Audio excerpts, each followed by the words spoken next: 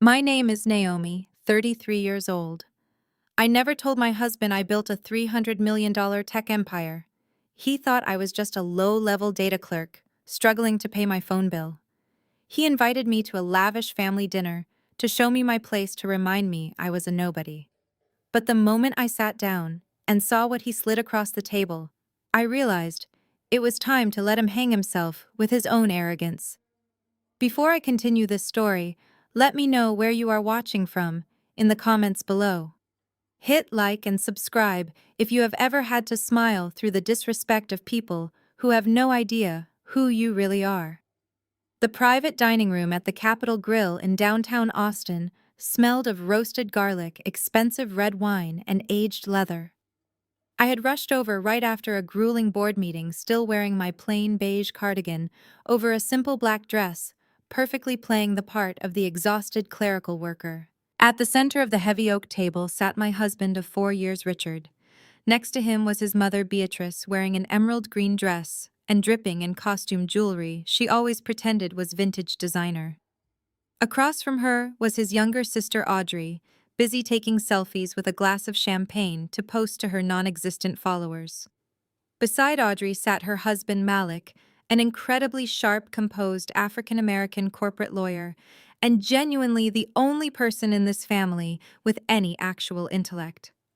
I barely had time to pull out my heavy wooden chair before Richard made his calculated move. There was no greeting, no warm smile, no asking how my day went at the office.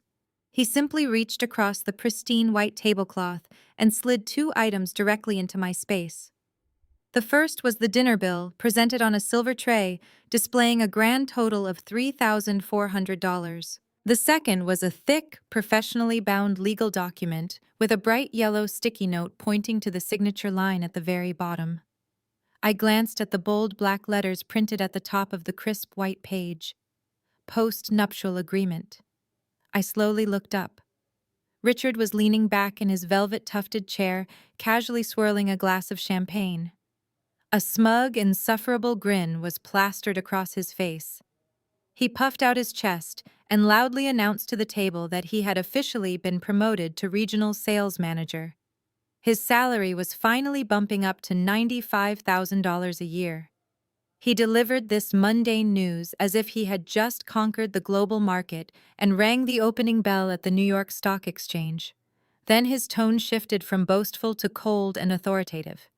He looked me dead in the eye and said that because his financial trajectory was skyrocketing, he needed to make some executive decisions to protect his future. He said that my $42,000 a year data entry job was cute, but it was essentially a financial anchor dragging him down. He told me right in front of his mother and sister that he needed to legally protect his new wealth from my low-income liabilities. Low-income liabilities. The words hung in the air, heavy, cruel, and utterly ridiculous. Richard went on to lecture me about the law. He explained that under Texas community property laws, I would be entitled to half of his massive new fortune if we ever decided to get a divorce. He said he had worked way too hard to climb the corporate ladder, to let a woman who barely contributed to the household siphon off his hard-earned money. He demanded that I waive all rights to his future earnings, his retirement accounts, and the house we currently lived in. He wanted complete financial separation starting tonight. Malik shifted uncomfortably in his seat, his eyes darting between Richard and the legal document. As a corporate attorney, Malik knew exactly how aggressive and insulting a post-nuptial agreement like this was, especially one dumped on a spouse at a dinner table. But before Malik could say a word, Richard tapped his expensive silver pen against the table, urging me to just sign the paper so they could order dessert. He told me it was nothing personal, just smart business. He actually used the phrase smart business while trying to force a binding contract over a steak dinner. Richard sat there completely oblivious to his own financial incompetence, demanding absolute control over a woman he thought he had figured out. He had no idea that the woman he was demanding a signature from had just finalized a $50 million acquisition today. Richard tapped the pen again, but before I could respond, his mother, Beatrice leaned forward, her heavy perfume practically suffocating the space between us. She adjusted her fake emerald necklace and let out a condescending sigh. "Richard is just being practical, Naomi," Beatrice said, her voice dripping with artificial sympathy. "You have to understand where we are coming from. You grew up in the foster system. You never had anything of your own. You do not understand how generational wealth works. When my son brings home $95,000 a year, he is building a legacy. You should be grateful he even gave you his last name, instead of trying to trap him for a massive payout." I stared at Beatrice. Generational wealth. Her late husband left her a mountain of debt and a heavily mortgaged townhouse, but she carried herself like a Vanderbilt. Then Audrey chimed in, casually swirling her champagne. "Honestly, Naomi, you do not even need half the things you use anyway. Speaking of which, since Richard is restructuring his finances today, I am going to need you to hand over the keys to your Honda Civic tomorrow morning." I looked at Audrey, genuinely wondering if she was intoxicated. "Excuse me, my cosmetic startup is entering the seed funding stage," Audrey said smoothly, as if it made perfect sense. "I have very important pitch meetings with venture capitalists all week. I cannot show up looking like a pedestrian. Your car is older, but it is reliable. You just sit in a cubicle all day doing data entry. You can take the bus. It is only fair since Richard pays for your entire lifestyle." The sheer audacity of these three people sitting across from me was intoxicating. They were a circus act of financial illiteracy, and they were trying to put me in a cage. I picked up the heavy silver pen. Richard smiled, thinking he had won. Instead of signing the document, I tapped the pen against my water glass, making a sharp ringing sound that cut through the ambient restaurant noise. "Let us talk about this lifestyle you pay for, Richard," I said, keeping my voice perfectly level but loud enough for the waiter walking by to hear clearly. "Are you talking about the lifestyle where I secretly emptied my quote-unquote savings last October to pay off your $30,000 credit card debt?" The color completely drained from Richard's face. He shot a panicked glance at Malik, who suddenly sat up very straight. "Keep your voice down," Richard hissed, his confident facade cracking instantly. "Why should I keep my voice down?" I asked, leaning in closer. "You just spent 10 minutes announcing your grand $95,000 salary to the entire Capitol Grill. Let us give them the full financial report. You maxed out 3 different credit cards on golf clubs, luxury watches, and lavish trips to Miami with your frat brothers. You were 2 weeks away from defaulting. If I had not wired $30,000 to American Express, your credit score would be in the low 500s right now." Beatrice gasped loudly, clutching her chest. "Naomi, how dare you make up such vicious lies about my son? Richard is highly responsible. Ask him," I said, not breaking eye contact with Richard. "Ask him how he paid off the debt." "Go ahead," Richard stammered, aggressively adjusting his collar as if the room had suddenly become a sauna. "That was a temporary liquidity issue," he muttered. "It has nothing to do with this post-nuptial agreement." "It has everything to do with it," I replied instantly. "You sit here acting like a Wall Street titan because you finally cracked middle management. You want to protect your wealth. What wealth, Richard? The leased BMW you can barely afford, the checking account you overdraft every other month. You are not protecting your assets from me. You are trying to hide your financial incompetence behind a piece of paper. And as for you, Audrey," I turned my attention to my sister-in-law, whose mouth was hanging slightly open. "You want my car to go pitch a cosmetic line that you copied from a YouTube tutorial? You do not need a Honda Civic. You need a massive reality check. You are 31 years old, you live in your mother's spare bedroom, and you owe $12,000 in unpaid parking tickets and late fees. The only reason your luxury SUV got repossessed last month is because you spent your car payment on a designer handbag to impress strangers online who do not even know you exist." Audrey slammed her glass down hard. "You are just a jealous little data clerk." Malik cleared his throat, finally breaking his silence. "Actually," Richard, Malik said in a calm, measured lawyer tone, "if Naomi did pay off your $30,000 debt during the marriage signing, this post-nuptial agreement would severely disadvantage her. She would lose all right to claim that reimbursement. I would strongly advise her not to sign it under any circumstances. Shut up, Malik. Richard snapped back, slamming his hand flat on the table. You are just a diversity hire at your firm anyway. Do not tell me how to handle my wife. Malik did not flinch. He just looked at Richard with absolute disgust, slowly shaking his head. I turned my attention away from Malik and looked directly into Richard's furious eyes. I pushed the heavy legal document back across the table. It slid until it hit his water glass, nearly tipping it over. I am not signing this, Richard, I said calmly. Not tonight. Not tomorrow. Not ever. If you want a post-nuptial agreement to protect your imaginary empire, you can draft one that reflects reality. But this garbage, I tapped the paper with my index finger, is officially rejected. Richard's face flushed a deep, violent shade of red. His jaw clenched so tight I thought his teeth might shatter under the pressure. Beatrice gasped loudly again, fanning her face with her cloth napkin, as if my refusal was a physical assault on her delicate sensibilities. Audrey rolled her eyes, scoffed loudly, and muttered something about me being an ungrateful parasite who did not know my place. But Richard did not yell. He knew we were in a public high-end setting. Instead, a cold, vindictive smile crept onto his face. He decided that if he could not intimidate me legally, he would humiliate me financially right here in front of his family. Fine, Richard said, leaning back in his chair and crossing his arms over his chest. If we are operating as separate financial entities starting tonight, then we can start with this dinner. He picked up the silver tray holding the $3,400 bill and shoved it aggressively toward me. The tray clattered against my bread plate. You can pay your half right now, Naomi. Let us see how far your $42,000 salary goes at the Capitol Grill. Keep in mind, my mother ordered the imported caviar and Audrey had 3 glasses of vintage champagne. Good luck covering your share. He snapped his fingers loudly in the air, a gesture so incredibly rude and abrasive that several nearby tables stopped their conversations to stare at us. Waiter Richard barked, waving his hand high in the air like an entitled child. Get over here right now. My wife needs to split this check immediately. She is paying for her own steak and her own wine. I hope you brought that little debit card of yours, Naomi, because they do not take payment plans here.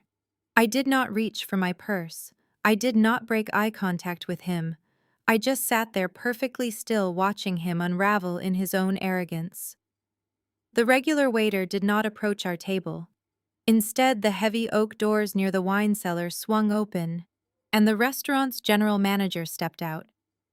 He was a distinguished older man in a flawlessly tailored Italian suit, someone who usually only interacted with senators, tech billionaires, and visiting celebrities. He walked directly toward our table with deliberate purpose, carrying a dusty, dark green bottle of wine, cradled carefully in a crisp white linen towel.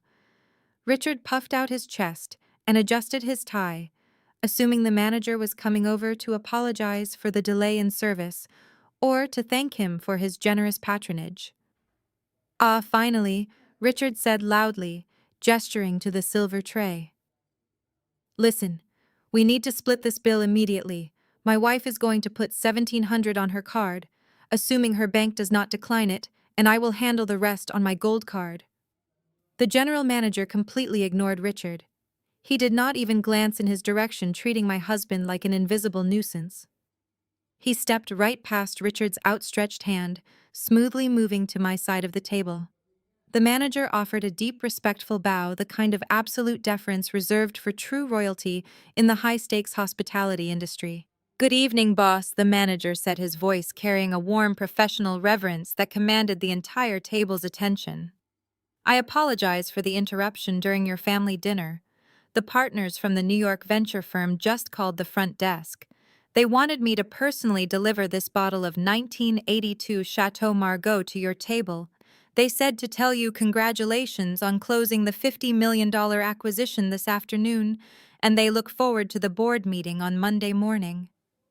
Absolute silence descended on our table, the kind of heavy, suffocating silence that rings in your ears. Richard's arrogant smile vanished instantly, replaced by a look of profound, stupid confusion. Beatrice froze like a statue, her napkin hovering halfway to her face.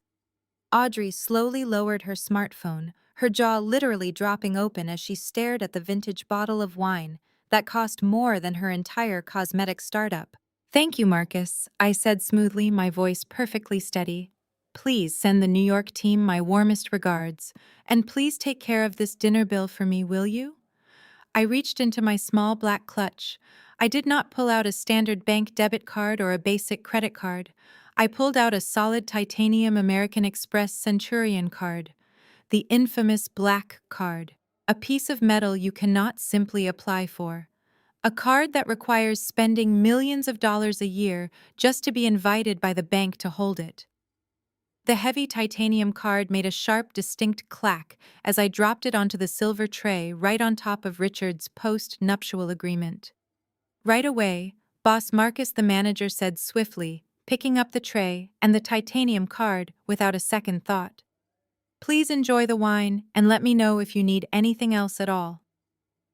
As Marcus walked away, the sheer gravity of what had just happened slammed into the table. Richard was practically hyperventilating, staring blankly at the empty space where the black card had just been. His mind could not compute the math. But it was Malik's reaction that was the most telling. The brilliant corporate lawyer leaned forward, his sharp eyes wide behind his designer glasses. Malik knew exactly what a Centurion card was. He knew what a $50 million corporate acquisition meant in the business world. He looked at my plain beige cardigan, then looked directly into my eyes, and for the first time all night, Malik smiled. A slow, knowing smile of absolute shock and pure respect. The ride back to our suburban house was suffocating. Richard practically tore out of the Capitol Grill parking lot, the tires of his leased BMW squealing against the pavement. The silence inside the car was thick and volatile, like a room filled with gas just waiting for a spark. I sat in the passenger seat, calmly watching the Austin city lights blur past the window, the heavy titanium card tucked safely back into my purse. For the first 10 minutes, Richard did not say a word. He just gripped the leather steering wheel so hard his knuckles turned completely white. His jaw was locked, his breathing heavy and erratic. He was desperately trying to process a reality that completely shattered his fragile ego. When we finally hit the highway, the dam broke. "What was that?" Richard yelled, his voice cracking with a mixture of rage and panic. He slammed his hand against the steering wheel. "What the hell just happened back there, Naomi? Who was that manager talking about? What New York investors? And where in God's name did you get a Centurion card?" I kept my eyes on the road. "I told you I work in data entry for a tech company," I replied smoothly. "I just never specified whose data I was entering or that the company was mine." Richard swerved slightly into the next lane before jerking the car back. He glared at me, his eyes wide with disbelief. "Your company? What are you talking about? You make $42,000 a year. You drive a beaten-up Honda. You buy your clothes on clearance. You expect me to believe you own a company that just made a $50 million deal?" "I did not make a $50 million deal," I corrected him gently. Novatech acquired a smaller competitor for $50 million. There is a very distinct difference. I hold significant equity in the firm as its founder. The salary you see in our joint account is just a modest payroll draw I take to cover my half of the household expenses. My actual assets are structured differently. I watched his profile closely in the dim light of the dashboard. I could literally see the gears grinding in his head. The initial shock was fading, and a much darker, much more predictable emotion was taking its place. "Are you telling me you are a millionaire?" Richard asked, his voice dropping to a harsh whisper. "You have been sitting on millions of dollars this entire time, letting me stress over mortgage payments and credit card bills." "I let you stress over the credit card bills you racked up at luxury resorts and golf courses," I reminded him. "And as for the mortgage, we split it equally. You were never burdened, Richard. You were just living beyond your means to impress people who do not care about you." But Richard was no longer listening to reason. The anger that had been radiating from him just moments ago suddenly vanished. It evaporated into the air-conditioned chill of the car, instantly replaced by a sickening, predatory gleam in his eyes. The sheer entitlement washed over him like a tidal wave. He let out a sharp, breathless laugh. He actually smiled. "Wait a minute," Richard said, his tone shifting entirely. His voice was suddenly dripping with a slimy, arrogant confidence. "We are married. We live in Texas. Texas is a community property state. If you started this little tech venture while we were together, or if you grew its value during our marriage, that equity is a marital asset." He looked over at me, his chest puffing out exactly like it had at the restaurant when he bragged about his promotion. He had already forgotten the profound humiliation he suffered 30 minutes ago. He had completely abandoned his desperate need for a post-nuptial agreement. In the span of a single highway exit, Richard had convinced himself that my success was his safety net. "That means half of that company is mine," Richard declared, gripping the steering wheel with renewed arrogance. "Half of that $50 million deal, half of whatever is in those corporate accounts. You really thought you could hide this from me, Naomi? As your husband, I have a legal right to co-manage our investments. Clearly, if you are making acquisitions of this size, you need someone with actual management experience to step in. I am a regional director now. I know how to scale operations." I let him talk. I let him build his imaginary throne right there in the driver's seat.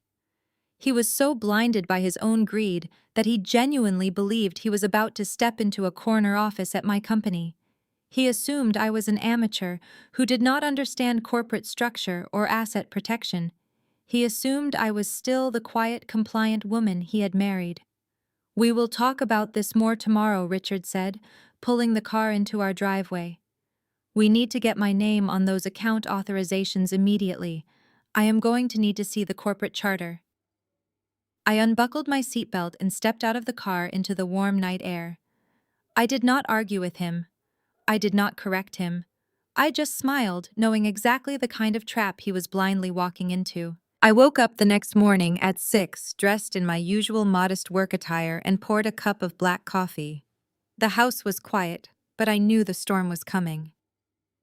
At exactly 8 o'clock, the front door swung open. Richard marched into the living room looking incredibly smug. Right behind him was a man clutching a worn leather briefcase. The man was wearing an ill-fitting, shiny gray suit and smelled strongly of cheap cologne and stale coffee. "Naomi," Richard said, gesturing to the man. "This is Todd. He is my legal counsel. We brought some paperwork for you to review before you head into the office. Or rather, before we head into the office." Todd did not offer to shake my hand. Instead, he unlatched his briefcase on my clean kitchen island and pulled out a stack of freshly printed documents. He cleared his throat, trying to project an aura of authority that his cheap suit completely undermined. "Good morning, Naomi," Todd said, leaning heavily against the marble counter. "Richard has brought me up to speed on the situation regarding your business, Novatech. Let us get straight to the point. Under the Texas Family Code, all income property and business equity acquired during a marriage is presumed to be community property. It does not matter whose name is on the LLC. It does not matter who built the software. By law, Richard is entitled to 50% of everything that company is worth." I took a slow sip of my coffee, watching the two of them. "You brought a strip mall attorney to my kitchen on a Tuesday morning to extort me?" I asked calmly. "It is not extortion," Richard snapped, stepping forward. "It is the law. You kept a massive financial asset hidden from your husband. That is financial infidelity, Naomi. Todd has drafted a new operating agreement. I am being added to the board of directors effective immediately. I will also be taking the title of co-chief executive officer with 50% voting rights. With my sales background, I can actually scale this company properly." I almost laughed out loud. Richard's sales background consisted of cold calling regional paper suppliers and bullying his junior team members. He would not know how to spell fintech, let alone run a $300 million software enterprise. Todd slid a pen across the counter, right next to the thick stack of papers. "Sign the amendment, Naomi. If you refuse, we will file an emergency injunction in family court to freeze every single corporate account associated with Novatech. We will lock you out of your own business by noon." Before I could point out the glaring legal holes in Todd's magnificent threat, the front door burst open again. Beatrice marched into the house completely uninvited, carrying a box of heavy-duty black garbage bags. She did not even knock.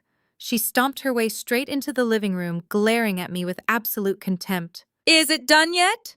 "Richard?" Beatrice demanded, dropping the box of bags onto the coffee table with a loud thud. "Has she signed the papers?" "We are getting to it, Mom," Richard said, puffing his chest out a little more now that his audience had arrived. "Well, she better hurry up," Beatrice sneered, pointing a perfectly manicured finger directly at my face.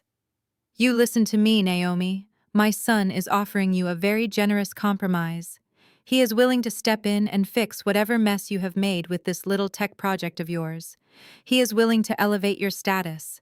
But if you try to cheat him out of what is rightfully his, I will march upstairs right now and pack your cheap clothes into these garbage bags myself." She took a step closer, her voice rising to a shrill pitch. "This is Richard's house. He pays the mortgage. He puts a roof over your head. You will not disrespect the man of this house. You will sign those documents, hand over the account access, and give my son the respect he deserves. If you do not, you will be out on the street with nothing but the clothes on your back. Do you understand me?" The sheer level of delusion in my living room was staggering. Richard stood there looking proud. Todd stood there looking impatient. Beatrice stood there looking victorious. Three people entirely convinced they had just cornered a helpless victim. I placed my coffee mug down on the kitchen island. The ceramic clinked sharply against the marble. I looked at the legal document Todd had so confidently presented. Then I looked at Richard. "You really should have paid for a better lawyer," I said softly. "What is that supposed to mean?" Todd demanded, his face flushing red. "I have been practicing family law in this county for 15 years. You cannot circumvent community property statutes just because you think you are smart." I did not answer Todd. I reached into my tote bag resting on the stool next to me. I bypassed the post-nuptial agreement Richard had tried to force on me the night before. Instead, I pulled out a single sheet of heavily watermarked paper. It was the only document that actually mattered in this entire ridiculous standoff. I placed it gently on top of Todd's amateur legal drafted amendment. Todd picked up the watermarked paper. I watched his eyes scan the top of the page. At first, his expression was just mildly annoyed, assuming I had handed him some meaningless corporate policy. But as his eyes moved down to the first paragraph, the annoyance vanished. It was replaced by a sudden, severe look of panic. A thin layer of sweat immediately formed on his forehead. He aggressively pushed his glasses up his nose and reread the middle section, his lips moving silently as he processed the legal terminology. "What is it?" Richard asked, stepping closer to the kitchen island. "What did she give you?" "Just tell her to sign our amendment so we can get this over with." Todd did not look at Richard. He swallowed hard, his hands trembling slightly as he held the paper. "This is a certificate of trust." Todd muttered, his voice entirely stripped of the arrogant confidence he had walked in with. "It is registered in the state of Delaware." "So what?" Beatrice snapped from across the room. "I do not care where it is registered. Tell her to give my son his 50%. Todd finally dropped the paper back onto the marble counter like it was on fire. "I cannot do that," Todd said quietly. He turned to Richard, looking completely defeated. "Richard, you did not tell me the company was held in an irrevocable trust." "I did not tell you because I do not know what that means," Richard yelled, his face turning red again. "Speak English, Todd. What are you looking at?" I decided to save Todd the embarrassment of explaining his own failure. I leaned forward, resting my hands on the kitchen counter. "Let me break it down for you, Richard," I said, making sure to speak slowly and clearly. "Novatech is not a Texas limited liability company. It is not an asset I acquired during our marriage. The entire company is fully owned by the Nova Holdings Trust, an irrevocable entity established in Delaware exactly 14 months before I ever met you." I pointed to the date on the document. "I do not personally own the shares, Richard. The trust owns the shares. I am simply the trustee and the acting chief executive officer." Since the asset was shielded in an irrevocable trust prior to our wedding day, Texas community property laws do not apply. You have absolutely zero legal claim to my company. You are entitled to exactly nothing. The silence in the kitchen was absolute. The grand legal trap Richard and his mother had spent all night plotting had just disintegrated in less than 2 minutes. Todd practically lunged for his cheap leather briefcase. He began aggressively shoving his blank amendments and pens inside, desperate to escape the room. "I am sorry," Richard Todd stammered, clicking the briefcase shut. "She is completely right. An irrevocable Delaware trust predating the marriage is an ironclad shield. There is no judge in this state who would even entertain a motion against it. I cannot help you with this. I am leaving." Todd did not even wait for Richard to respond. He practically sprinted out of the front door, the hinges squeaking loudly behind him as he fled. Richard stood frozen in the kitchen, his chest heaving. His grand fantasy of walking into a corporate boardroom and playing a tech mogul was completely destroyed. Beatrice was staring at me, with her mouth wide open, her brain unable to comprehend that I had outsmarted her precious son. Then the humiliation morphed into pure, unchecked rage. Richard violently swept his arm across the kitchen island, knocking my coffee mug onto the floor. The ceramic shattered into a dozen pieces, dark coffee splashing across the hardwood. "You think you are so smart?" Richard screamed, stepping aggressively toward me.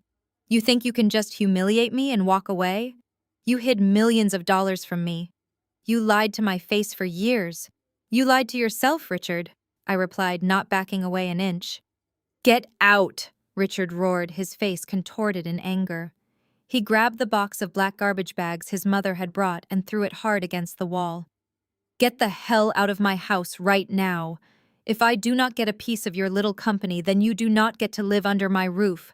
I am closing our joint accounts. I am canceling your access to everything. Pack your garbage and get out on the street." I looked at him, feeling absolutely nothing but pity. I did not argue. I simply picked up my tote bag from the stool, stepped over the shattered coffee mug, and walked straight out the front door into the morning sunlight. I did not look back at Richard or Beatrice. As I stood in the driveway listening to Richard slam the front door shut behind me, I pulled out my phone.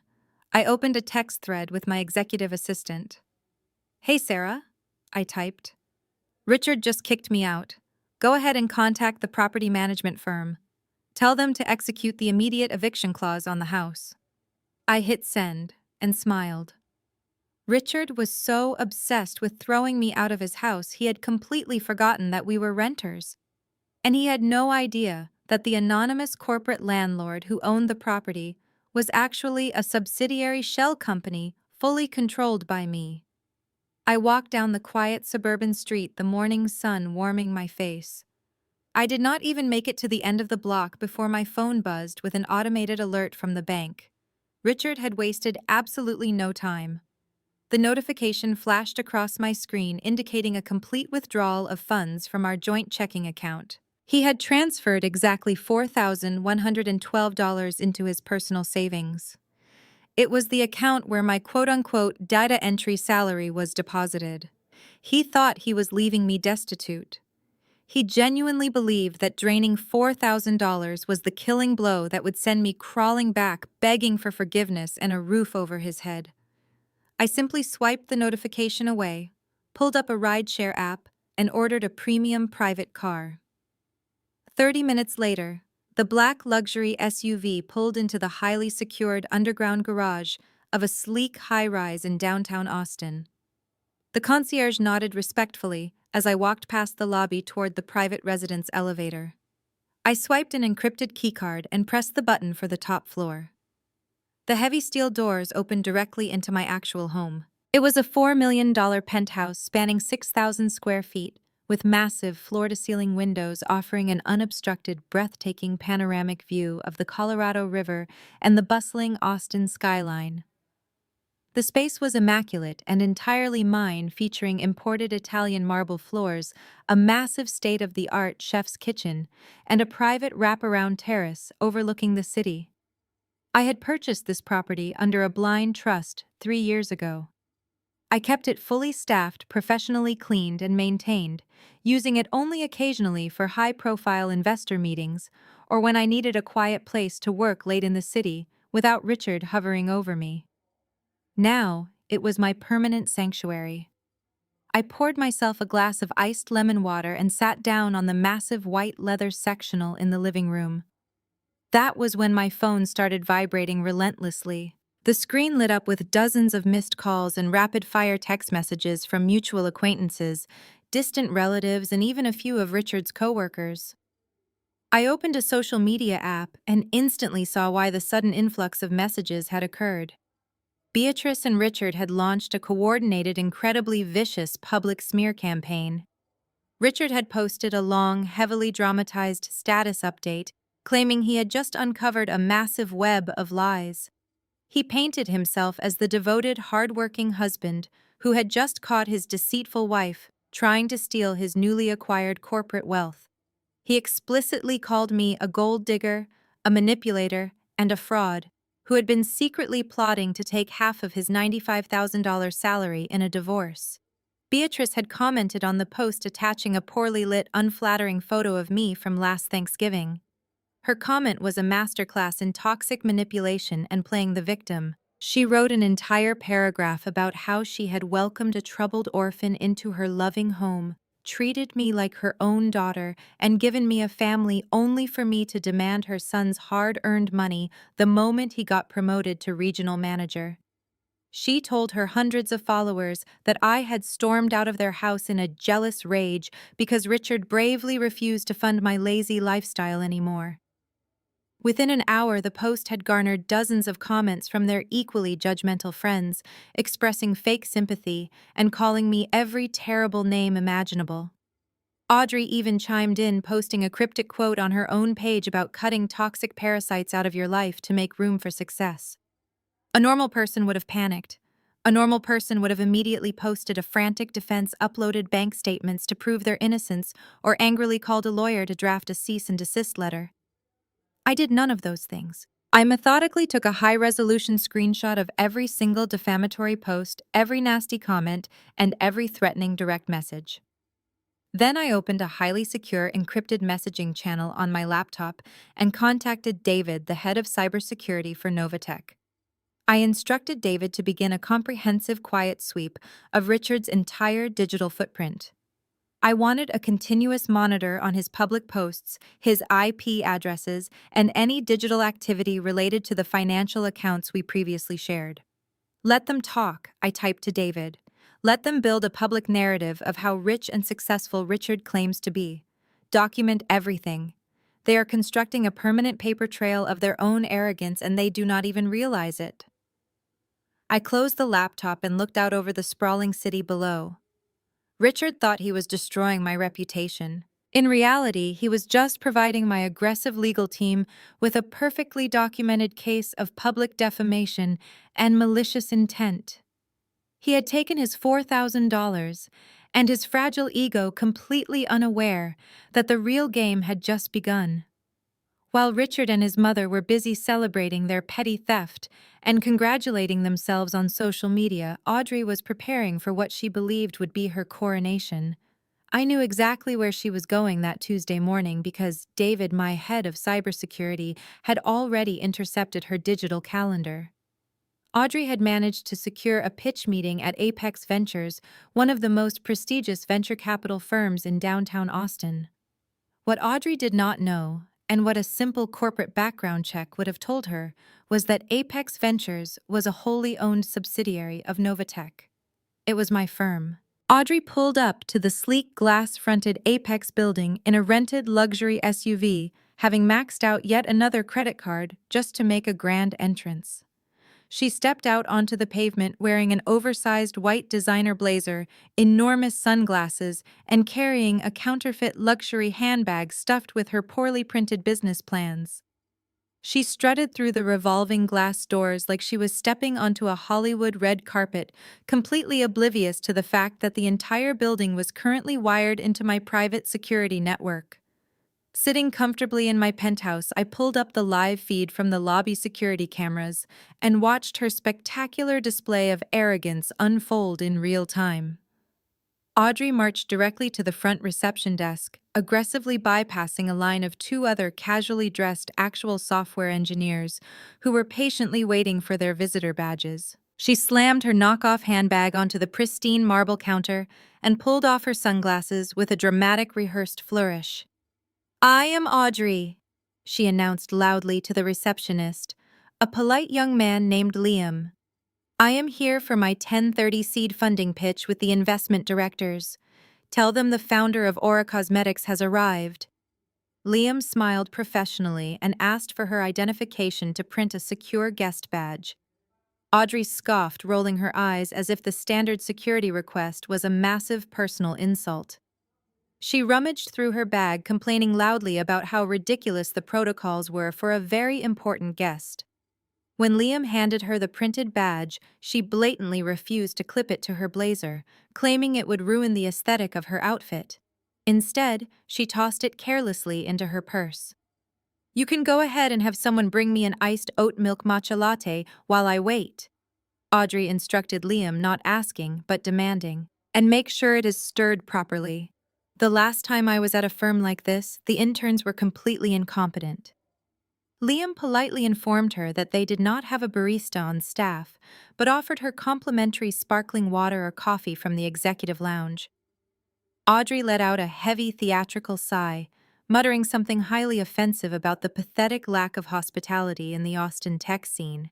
She turned away from the desk and aggressively claimed the largest leather sofa in the waiting area, spreading her documents out across the coffee table to ensure nobody else could sit near her. As she waited, she pulled out her phone and made a loud video call to her mother, Beatrice. Through the high-definition audio feed of the security cameras, I could hear every single word perfectly. "Yes, Mom, I am in the lobby now." Audrey practically yelled into her phone, ensuring everyone in the room could hear her. "The place is nice, but the staff is incredibly slow. Honestly, it is so exhausting having to deal with the working class. But the investors are going to love my brand. Once I get this $2 million check, I am officially cutting off all the dead weight." She laughed loudly at something Beatrice said on the other end. "I know, right?" Audrey continued. "Richard is finally getting rid of Naomi. I told him years ago she was nothing but a broke, low-level data entry loser. Can you imagine the look on her pathetic face when she finds out I am a funded CEO and she is living in some cheap motel? She refused to let me borrow her garbage car, so now I am just going to buy a brand new Porsche." Watching her on the monitor, I actually felt a brief moment of secondhand embarrassment. Audrey genuinely believed this was how powerful women in business behaved.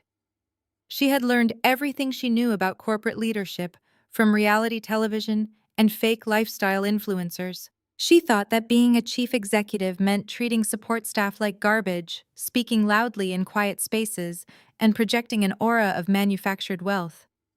She sat there in the lobby, looking down her nose at the actual tech founders who were quietly reviewing their coding architecture. Audrey had no financial model. Her entire startup pitch consisted of a logo she bought online for $50 and a highly illegal plan to buy cheap, unregulated lip gloss from overseas wholesalers and slap her name on it with 1,000% markup. She was expecting a multi-million-dollar valuation based on absolutely nothing but her own delusional self-confidence. A senior executive assistant stepped into the lobby and called her name. Audrey hung up on her mother, stood up abruptly, and did not bother to clean up the crumpled napkin she had dropped on the expensive coffee table. She smoothed down her blazer, gave one final condescending glare to the other entrepreneurs, and followed the assistant down the glass-walled corridor. She walked with the exaggerated swagger of someone who thought they had already conquered the world, entirely convinced she was about to walk out with a massive wire transfer. She reached the heavy oak doors of the main boardroom.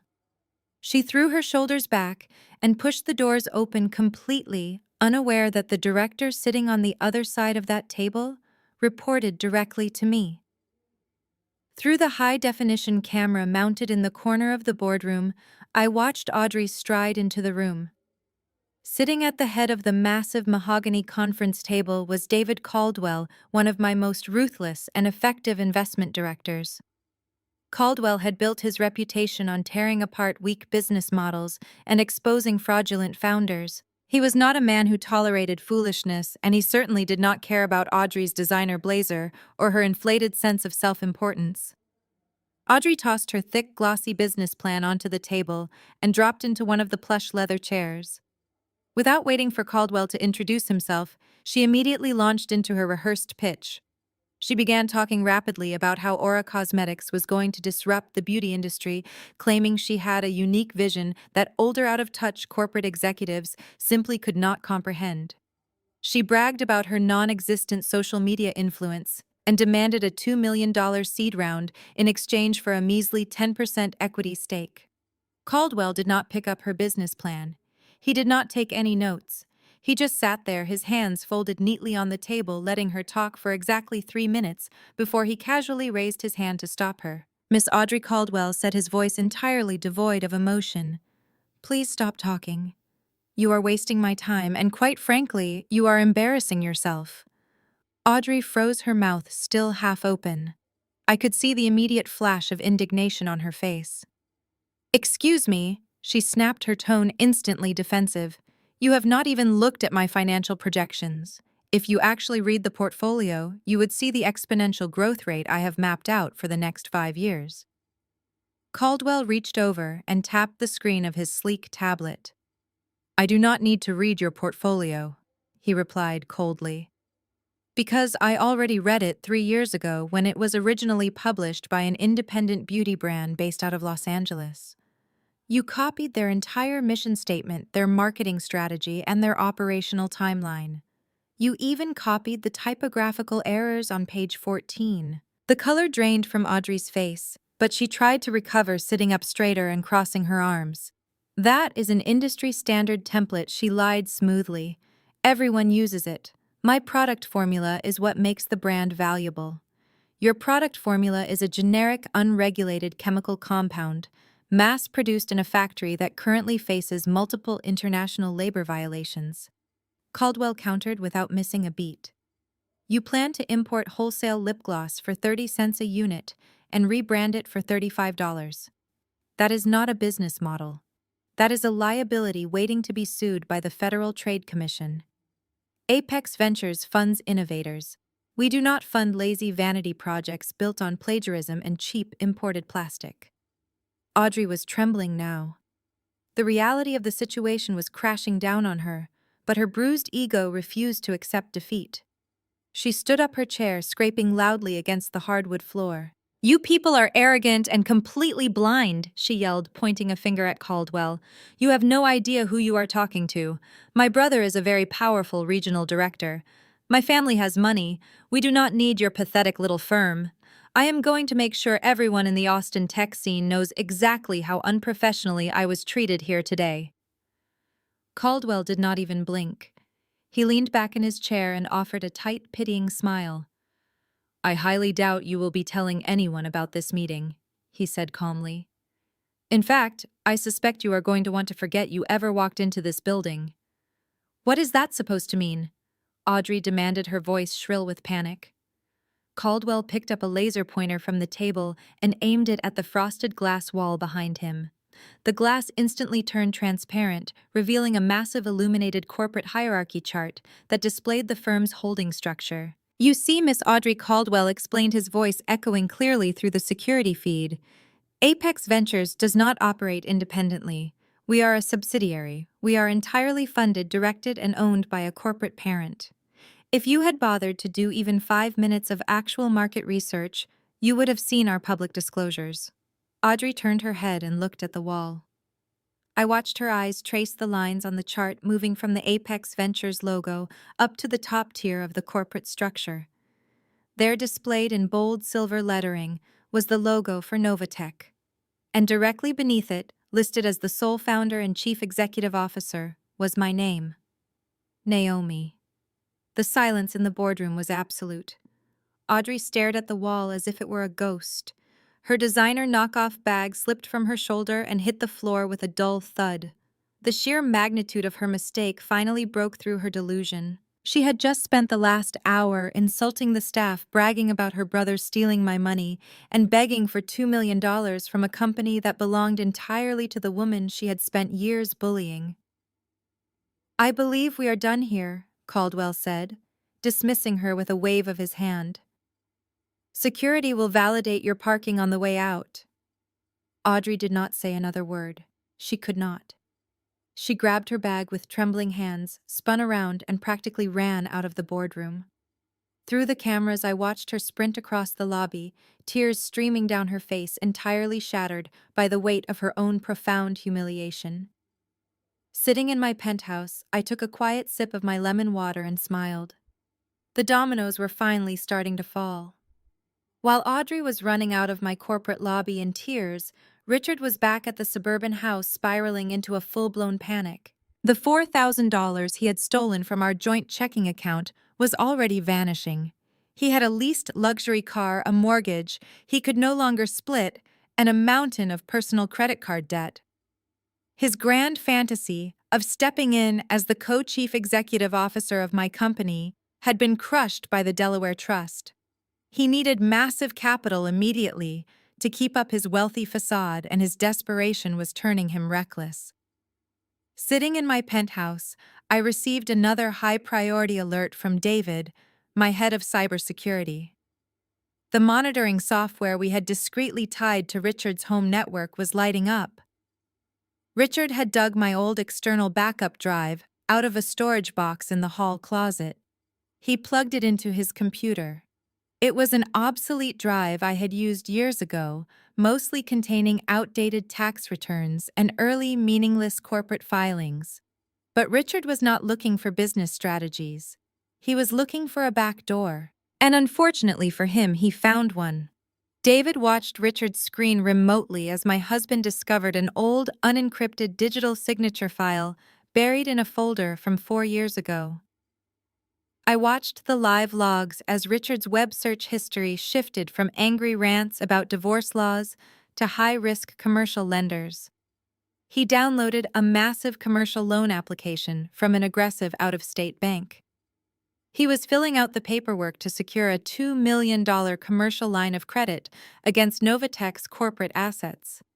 He was using my stolen digital signature to authorize the transaction, listing his own personal bank account as the disbursement destination. Richard genuinely believed he had found a brilliant loophole. He thought that by forging my approval, he could simply bypass the trust and extract the cash. He was crossing the line from an arrogant, greedy husband straight into the realm of a federal criminal. Later that afternoon, the situation escalated into a direct confrontation. I found out exactly what happened because Malik called me from a burner phone later that night to warn me. Malik had stopped by the suburban house to pick up some tax documents for him and Audrey. When he walked into the living room, he saw the printed commercial loan applications spread out across the coffee table. Richard was standing over them, highlighting sections and drinking a beer. As a brilliant corporate attorney, it took Malik exactly 10 seconds to realize what he was looking at. He saw my digital signature stamped on a disbursement authorization that clearly originated from Richard's personal laptop. "Richard, what exactly is this?" Malik asked, stepping closer to the table. Richard tried to casually cover the documents with a magazine, but it was too late. "It is none of your business, Malik," Richard snapped. "It is just some high-level corporate restructuring. Naomi and I are moving some assets around." Malik did not buy a single word of it. He picked up the disbursement page and looked Richard dead in the eye. "You are lying. Naomi left this house yesterday and practically entirely severed your financial access. You are forging her signature on a federally insured bank document to secure a $2 million commercial loan." "Put the paper down," Richard demanded, his face flushing red. "You do not know what you are talking about. I am taking what is legally mine. I am just speeding up the settlement process." Malik dropped the paper back onto the table like it was toxic. "This is not a family dispute," Richard Malik said, his voice deadly serious. "This is not divorce court. You are committing aggravated identity theft. You are defrauding a federal bank. This is federal wire fraud. You are going to go to federal prison for a very long time if you submit this application." Instead of listening to the only educated legal expert in the room, Richard puffed out his chest. He let his profound insecurity and racism take the wheel. "You think you know everything just because you passed the bar," Richard sneered, pointing a finger at Malik. "You do not understand business. You are just a diversity hire at your firm anyway. You are just mad because I am about to be a multimillionaire while you are stuck reading contracts all day. Keep your mouth shut and stay out of my family's business." Malik did not yell back. He did not try to argue or save Richard from his own stupidity. Malik simply looked at Richard, realizing that this entire family was a sinking ship heading straight for the bottom of the ocean. He turned around and walked out the front door without another word. Malik drove straight back to his own house. He did not even wait for Audrey to return from her humiliating, tear-filled venture capital pitch. He immediately pulled 2 large suitcases from his closet and began packing his clothes. While he packed, he called the senior managing partner at his law firm.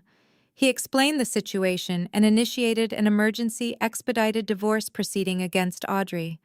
Malik was a survivor, and he was officially severing all legal and financial ties to this radioactive family to save himself before the FBI inevitably kicked their doors down. Richard did not stop when Malik left. Driven by a volatile mix of greed and a desperate need to prove his brother-in-law wrong, he forged ahead. He spent the entire night reading obscure finance blogs, convincing himself he had found a brilliant legal loophole. Because he was legally married to me and living in a community property state, he believed that as long as the funds were deposited into an account bearing his name, the bank would assume it was a joint marital asset transfer. He finalized the digital paperwork, uploaded the forged signature file, and clicked submit. He expected a lengthy review process. He expected phone calls and verification requests. But Richard had no idea how commercial lending worked at the executive level. Because the loan was secured against the massive, heavily collateralized assets of Novatech, the automated underwriting software at the out-of-state bank flagged the application as ultra-low risk. They saw my name, they saw the company's valuation, and they pushed it through their expedited corporate channel. By Thursday afternoon, Richard's personal checking account, which had previously held exactly $4,112, suddenly showed a pending incoming wire transfer of $2 million. When the funds officially cleared on Friday morning, Richard lost his mind. He called his mother immediately. Beatrice rushed over to the house, completely ignoring the fact that Malik had just filed for divorce from her daughter. They sat at the kitchen island staring at the bank app on Richard's phone, like they had just won the lottery. "I told you," Mom, Richard gloated, pouring them both mimosas at 10 in the morning. "I told you that diversity hire lawyer did not know what he was talking about. I just bypassed Naomi's entire stupid Delaware trust. The money is right here. It is liquid. It is mine." Beatrice clapped her hands together, practically weeping with joy. "Oh, Richard, I always knew you were a genius. You took back what that ungrateful girl tried to steal from you. We need to celebrate. You deserve this after everything you have been through." And celebrate they did. They did not hire a financial advisor. They did not pay off the mortgage. They did not even set aside money for taxes. They did exactly what financially illiterate, deeply insecure people do when they suddenly get their hands on a massive amount of cash. They went on an aggressive, highly visible spending spree. Their first stop was a high-end luxury car dealership in downtown Austin. Richard walked onto the lot in his cheap suit, acting like a billionaire. He pointed at a brand-new, fully loaded Porsche 911 Carrera. He did not negotiate the price. He did not ask about maintenance costs. He simply handed the salesman his debit card and paid the entire $140,000 sticker price in cash. He drove it off the lot with the top-down blasting music, completely convinced he had finally arrived. Next, they hit the jewelry district. Beatrice spent $45,000 on a massive diamond tennis bracelet and a matching necklace, bragging loudly to the sales clerks about her son's brilliant corporate investments. Richard bought 2 Rolex watches, one for himself and one to keep in a safe, claiming it was an appreciating asset. They spent the entire weekend swiping that debit card, burning through nearly $250,000 in less than 48 hours. They documented every single second of it on social media. Richard posted a photo of himself leaning against the Porsche with a caption about how hard work and smart investments always pay off. Beatrice posted a video showing off her diamonds, making sure to tag the luxury boutiques. They were putting on a spectacular show for all of their friends, desperate to project an image of untouchable wealth. They wanted everyone to see how much better off they were without me. Sitting in my penthouse monitoring their digital footprint through David's security feeds, I watched the chaos unfold. David called me on a secure line on Sunday evening, his voice tight with concern. Naomi, David said the bank is going to notice the massive cash burn eventually. If they flag those purchases as suspicious and freeze his account, he might panic and try to return the money. I took a sip of my tea, watching a video of Beatrice toasting to her new diamonds. Let them burn through it, David, I replied calmly. Let him buy the cars and the watches. But Naomi, David hesitated. That is $2 million of liability tied to your corporate profile. If he spends it all, how do we recover the funds when the authorities get involved? I smiled, looking at the city lights. We do not need to recover the funds, David. Richard just took a commercial loan under false pretenses and immediately spent it on personal luxury goods. Do you know what the FBI calls that? It is called money laundering. He is not just committing wire fraud anymore. He is building a federal racketeering case against himself, and he is posting the evidence on his own timeline. Let him keep swiping the card. We are not going to stop him. We are going to hand him the shovel and let him dig the hole as deep as he wants. I hung up the secure line with David and let out a long, quiet breath. I walked away from the massive floor-to-ceiling windows of my penthouse and poured myself a fresh cup of coffee. While I was preparing for a multi-million-dollar board meeting, my estranged husband and his family were busy throwing a victory party on the deck of a sinking ship. I pulled up the latest security feed on my tablet. It was Monday afternoon, and the suburban house was an absolute disaster zone of newly acquired, entirely unearned luxury. Richard had parked his brand-new Porsche dead center in the driveway, making sure every single neighbor could see it. Inside the living room, the coffee table was littered with empty champagne bottles and discarded designer shopping bags. Beatrice was sitting on the sofa, aggressively polishing her new $45,000 diamond tennis bracelet with a microfiber cloth. Audrey was pacing around the kitchen island, still wearing her designer blazer, furiously typing on her phone. She had not told them the truth about her humiliating rejection at Apex Ventures.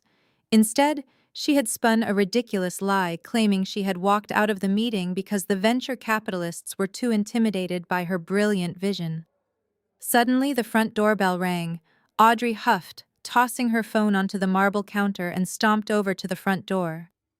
Through the camera feed, I watched her pull the door open. Standing on the porch was a bored-looking man in a beige windbreaker holding a thick manila envelope. "Are you Audrey?" the man asked casually. "Yes," Audrey snapped, crossing her arms. "What do you want?" "I did not order anything." The man simply thrust the envelope into her chest. "You have been served," he said flatly, turning around and walking back down the driveway before she could even process the interaction. Audrey stood in the doorway for a moment, her brow furrowed in confusion. She ripped open the top of the envelope and pulled out a massive stack of legal documents printed on heavy bond paper. The bold black letters at the top of the first page were unmistakable. It was an expedited petition for the dissolution of marriage. Malik had not wasted a single second. Over the weekend, he had drafted a comprehensive, aggressive divorce filing. He cited irreconcilable differences, extreme financial recklessness, and toxic behavior. More importantly, he had filed an emergency injunction to completely sever his financial liability from Audrey, and he was seeking full legal and physical custody of their shared assets. Audrey stared at the paper. For a fraction of a second, I thought the reality of losing her husband, a brilliant and stable corporate attorney, might actually break through her delusion. But I had severely underestimated the intoxicating power of stolen money. Audrey did not cry. She did not panic. She let out a loud theatrical scoff and tossed the heavy stack of divorce papers right onto the kitchen counter next to the empty champagne bottles. "Can you believe this guy, Audrey?" laughed, her voice dripping with artificial confidence. She walked back into the living room, grabbing her glass of champagne. "Malik just filed for divorce.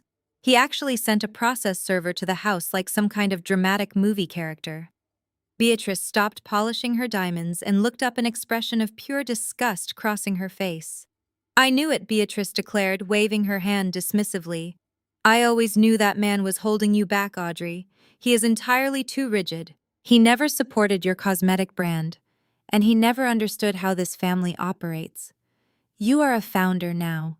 You do not need a boring lawyer dragging down your aesthetic." Richard leaned back in his expensive leather recliner, lifting his wrist to admire the heavy gold Rolex he had bought on Saturday. He took a sip of his beer and smirked.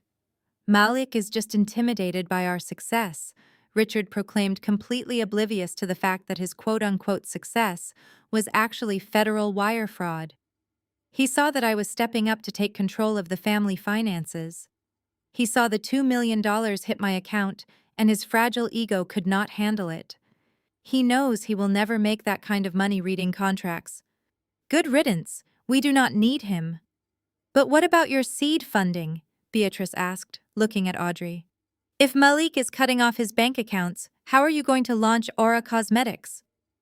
Audrey smiled a greedy, sickening smile and looked directly at Richard. "That is exactly why I turned down those arrogant venture capitalists yesterday," Audrey lied smoothly. "Why would I give up 10% of my company to strangers when my own brother is sitting on $2 million of liquid capital? We should keep the profits in the family." "Absolutely," Richard agreed without a second of hesitation. He was throwing around stolen money like it was Monopoly cash. "I will write you a check for your initial inventory tomorrow, Audrey. We are going to build an empire. When we are featured on the cover of Forbes magazine, Malik is going to be begging to come back, and we will not even answer his calls." Sitting in my penthouse, I slowly shook my head. The absolute magnitude of their delusion was almost difficult to comprehend. They were laughing. They were literally raising their glasses and toasting to the departure of the only person who could have possibly saved them.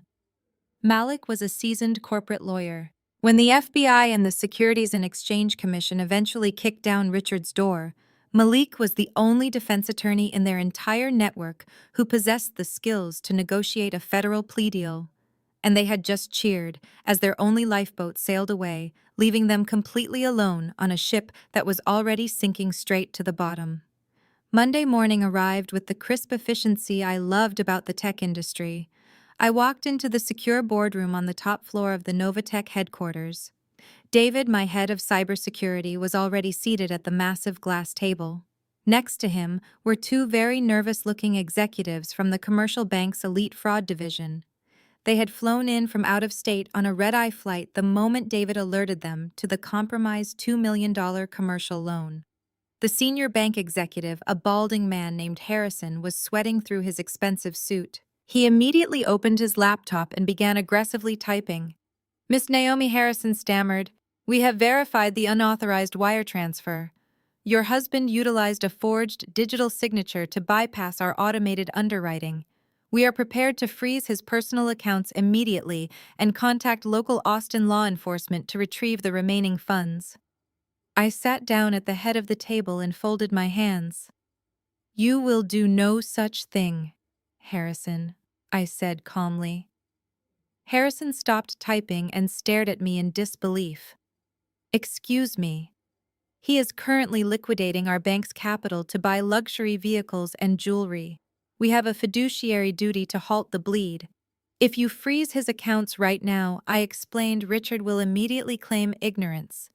He will hire a defense attorney who will argue that this was a simple marital misunderstanding over community property. He might even convince a sympathetic local judge that he genuinely believed he was acting as a co-owner of my business. He will get a slap on the wrist, a mandate to return whatever cash is left, and a probation sentence. I am not interested in probation, Harrison. I want him in federal prison. David smiled quietly, already knowing where I was going with this. So how do we guarantee a federal indictment? Harrison asked, his voice dropping to a cautious whisper. We give him enough rope to hang himself across state lines, I replied. I turned to David. I want you to generate a phantom vendor contract, draft a procurement order for a massive server farm expansion based in New York. Make the vendor a completely fictitious entity, but route the legal framework through our Delaware trust. Set the total contract value at exactly $10 million. David's fingers flew across his keyboard. Setting it up now, boss, he said. I looked back at the bank executives. Right now, Richard believes he successfully hacked into my executive dashboard. He thinks he has administrative approval rights. When David pushes this $10 million contract into the pending queue, Richard is going to get a notification on his phone. And you think he will sign it? The second bank executive asked, looking highly skeptical. It is a $10 million liability. No rational person would authorize that without an entire legal team reviewing the terms. Richard is not a rational person, I stated firmly. He is an arrogant narcissist who just bought a Porsche with stolen money. He wants to play the role of the ultimate corporate boss. When he sees a $10 million contract waiting for CEO approval, he will not read the subclauses. He will just want the thrill of authorizing a massive corporate maneuver. David hit the enter key with a sharp clack. The contract is live in the sandbox environment, Naomi. It is pinging his hijacked IP address right now. We turned our attention to the massive screen mounted on the boardroom wall. It displayed a live encrypted feed of Richard's digital session. For 3 agonizingly long minutes, nothing happened. Harrison wiped his forehead with a handkerchief, clearly convinced my plan had failed. Then the screen blinked. Richard had logged in. We watched in absolute silence as his cursor moved across the screen. He opened the phantom contract. Just as I predicted, he did not scroll through the 40 pages of dense legal text. He did not check the vendor credentials. He immediately scrolled straight down to the bottom of the final page. He selected the forged digital signature file he had stolen from my hard drive and applied it to the authorization line. The screen flashed green. Contract approved. Harrison let out a long, heavy breath, leaning back in his chair. Good God, he whispered. He actually did it. David locked the server logs and pulled up the metadata. We have him, Naomi. The signature is time-stamped. The IP address confirms the physical location is his suburban house in Texas. The vendor is listed in New York, and the funds are supposedly drawn from the Delaware Trust. I looked at Harrison, whose panic had entirely transformed into awe. By signing that specific document, I explained Richard just engaged in fraudulent interstate commerce. He crossed 3 separate state jurisdictions using a digital wire network. This is no longer a local dispute over a $2 million loan. This is an aggravated federal felony. The jurisdiction now belongs entirely to the Federal Bureau of Investigation and the Securities and Exchange Commission. The trap is legally airtight. There is absolutely no defense his lawyers can fabricate to save him. Harrison slowly closed his laptop. He looked at me with a mixture of deep professional respect and a healthy dose of fear. I will forward these server logs directly to our federal liaisons in Washington, Harrison said. Your husband has no idea what is coming. No, I said softly, looking out the boardroom window at the sprawling Texas skyline. He really does not. By Wednesday morning, Richard was completely intoxicated by his own perceived power. He genuinely believed he had conquered the corporate world from his living room sofa. His delusion reached its absolute peak when a private courier pulled into his driveway. The courier stepped out of a black town car and handed Richard a thick, heavy envelope made of premium matte black cardstock, sealed with a gold foil stamp. Richard brought the envelope inside and tore it open at the kitchen island. Inside was an exclusive VIP invitation to the Texas Tech Innovators Gala. the most prestigious annual corporate event in Austin. The gala was notorious for hosting billionaire investors, software tycoons, and the elite political class of Texas. The invitation was formally addressed to the executive leadership of Novatech. Normally, a rational person who had just committed massive federal wire fraud would lay low, but Richard saw the invitation as absolute validation.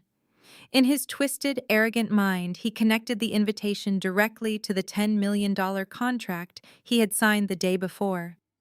He convinced himself that the automated vendor approval had registered across the industry networks. He truly believed that the Austin tech community now recognized him as the brilliant shadow owner pulling the strings behind my company. "Mom, get in here!" Richard yelled, his voice echoing through the house. Beatrice and Audrey hurried into the kitchen. Richard held the gold foil invitation up high like a championship trophy. "We are going to the Fairmont this Saturday," he announced proudly. The industry insiders finally realize who is actually running Novatech. They sent a direct VIP invite to the executive leadership. "That means me." Beatrice gasped, clapping her hands together. "Oh, Richard, this is your coming out party. You are finally taking your rightful place in high society. I need to call my personal shopper immediately. We cannot show up in last year's styles." Audrey tossed her hair over her shoulder, completely ignoring the fact that her own fake business was crumbling and her husband had just served her divorce papers. "This is perfect," Audrey declared. "I can use this gala to network with real investors, not those arrogant losers at Apex Ventures who clearly did not understand my brand aesthetic. We are going to completely take over that ballroom." They spent the next 3 days burning through even more of the stolen bank funds to prepare for their grand entrance. Richard marched into a bespoke tailor in downtown Austin and demanded an emergency fitting. He spent $8,000 on a custom midnight blue velvet tuxedo complete with diamond stud cufflinks. He wanted to look like a tech billionaire. Beatrice purchased a completely tasteless, heavily sequined silver gown that looked more appropriate for a cheap pageant than a corporate gala. Audrey bought a backless red designer dress, convincing herself she was going to be the most important woman in the room. When Saturday evening finally arrived, the suburban house felt like a chaotic dressing room.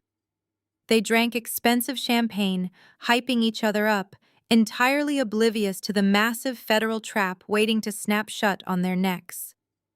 Richard grabbed the keys to his newly purchased Porsche, and the three of them drove downtown toward the Fairmont Austin.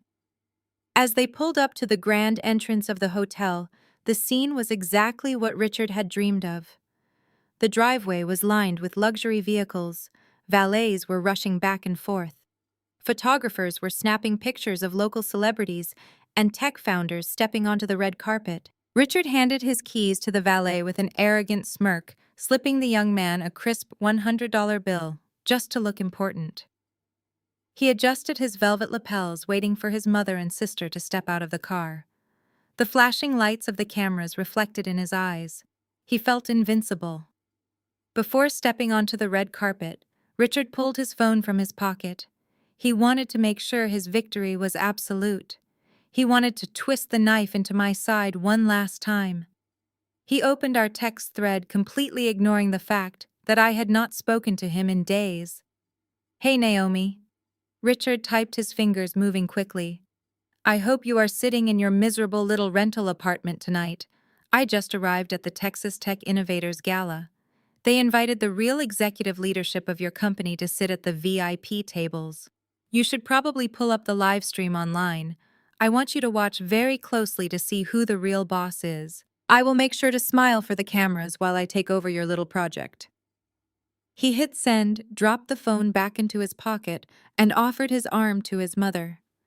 Together, the three of them marched up the red carpet, stepping blindly into the most spectacular public execution the Austin tech scene had ever witnessed.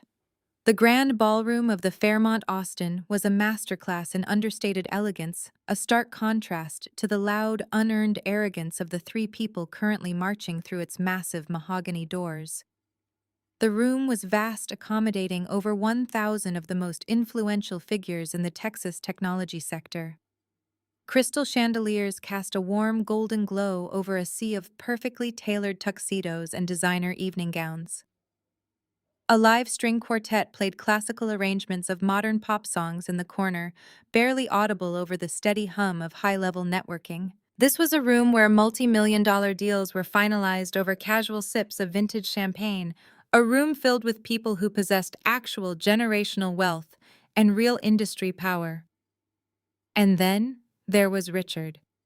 He strode into the ballroom as if he had personally paid for the building. His midnight blue velvet tuxedo caught the light in all the wrong ways, looking entirely too theatrical for a serious corporate event. Beatrice trailed right behind him, her heavily sequined silver gown reflecting the chandeliers so aggressively that several guests actually had to squint as she passed by. Audrey flanked his other side in her backless red designer dress, walking with the exaggerated posture of a runway model who had entirely lost her sense of direction. They did not blend in. They stood out like a siren going off in a library. Almost immediately, Richard's obnoxious behavior began. A polite young waitress offered them a tray of delicate hors d'oeuvres, and Richard waved her away with a disgusted flick of his wrist, loudly stating that he did not eat fried food at public events. Beatrice immediately started complaining about the temperature in the room, demanding that a passing event coordinator go find the building manager to adjust the thermostat. Audrey did not even bother making eye contact with the staff, her eyes frantically scanning the crowd for anyone famous she could latch onto for a selfie. Richard ignored the massive seating chart elegantly displayed on a digital screen near the entrance. He did not care where the event organizers had placed him. He believed he was the shadow owner of Novatech, which meant he belonged at the absolute center of the universe. He spotted the VIP section, a raised tier of tables, situated directly in front of the main stage, separated from the rest of the ballroom by a thick velvet rope and two security guards. "Follow me," Richard instructed his mother and sister, puffing out his chest. "Let us go claim our spot." He marched directly up to the velvet rope, completely ignoring the line of actual corporate sponsors waiting to be escorted to their seats. A young event coordinator wearing a headset stepped forward, holding a digital tablet. She politely asked Richard for his name and seating assignment. Richard scoffed, looking at the young woman as if she had just asked him to scrub the floors. "I do not need a seating assignment," he said loudly, ensuring the people around them could hear. "I am representing the executive leadership of Novatech. We are the platinum sponsors of this entire industry. Unclip the rope and point us to the center table." The coordinator looked down at her tablet, clearly confused. She searched for his name, but obviously Richard was not listed on the VIP manifest. "Sir, I am sorry, but the Novatech table is specifically reserved for their board of directors and the chief executive officer. I do not have you listed on the clearance sheet." Richard leaned in close, his face hardening into a look of absolute entitlement. "Do you know how quickly I can have you fired?" He threatened, his voice dropping to a harsh, intimidating whisper. "I am the husband of the founder, and I hold the financial reins of that company. If you do not unhook this rope right now, I will personally ensure you never work a corporate event in the city of Austin again." The young woman, intimidated by his aggressive posture and not wanting to cause a disruptive scene in front of the state senator standing just a few feet away, nervously unclipped the velvet rope. She stepped aside, and Richard smirked, turning to give his mother a victorious wink. They pushed their way into the exclusive VIP tier and commandeered a pristine table located dead center just feet away from the podium. They immediately took over the space. Audrey aggressively shooed away a waiter trying to pour water, demanding a bottle of the most expensive champagne they had on ice. She then spotted a well-known billionaire venture capitalist at the next table and immediately leaned over, interrupting his private conversation to loudly pitch her stolen cosmetic brand. The billionaire looked at her with polite horror, slowly leaning away from her heavy perfume. Beatrice began rearranging the floral centerpiece, complaining that the orchids clashed with her sequined dress. Richard, meanwhile, grabbed a bottle of Louis Roederer Cristal from an ice bucket designated for the actual board members of a rival tech firm. He poured himself a massive glass, pulled out his phone, and took a selfie with his feet propped up on the base of the table. He posted it instantly with the caption, "Ruling the Empire from the front row." They sat there completely engulfed in their own toxic vanity, drinking stolen champagne and insulting the staff. They thought they had reached the absolute pinnacle of high society. They had no idea that behind the heavy velvet curtains of the main stage, I was standing in the dark, watching their every move on a backstage monitor, waiting for the perfect moment to tear their entire world apart. The atmosphere in the grand ballroom shifted as the dinner service concluded and the formal awards ceremony began. A hush fell over the crowd as the house lights dimmed, leaving only the crystal chandeliers glowing softly above the tables. The master of ceremonies, a prominent local news anchor known for his polished delivery, stepped up to the acrylic podium situated at the center of the main stage. The massive digital screens flanking the stage flared to life, displaying the gleaming logo of the Texas Tech Innovators Gala. Richard shifted eagerly in his seat at the center VIP table. He smoothed the lapels of his velvet tuxedo, leaning forward with an expectant, arrogant smile. He had spent the last hour aggressively networking with the confused executives seated nearby, dropping vague hints about a massive corporate restructuring he was allegedly spearheading. He genuinely believed that the $10 million contract he had illegally signed was the catalyst for this evening's entire production. "Ladies and gentlemen," the master of ceremonies began, his voice echoing cleanly through the state-of-the-art sound system. "We have arrived at the pinnacle of tonight's event, the award for FinTech Chief Executive Officer of the Year." A murmur of anticipation rippled through the audience. This was the most coveted recognition in the Austin tech corridor, a seal of absolute dominance in a fiercely competitive market. This year's recipient has redefined the boundaries of financial technology, the master of ceremonies continued. Operating with stealth brilliance and unparalleled strategic vision, this leader has built an empire from the ground up. Over the past year, their firm has executed acquisitions totaling over $200 million, reshaping the economic landscape of Texas and beyond. Richard's chest puffed out so far he looked as though he might burst out of his tailored shirt. He confidently reached down and adjusted his diamond cufflinks. He looked over at his mother, offering a smug, self-satisfied nod. Beatrice beamed back at him, her hands clasped together in eager anticipation.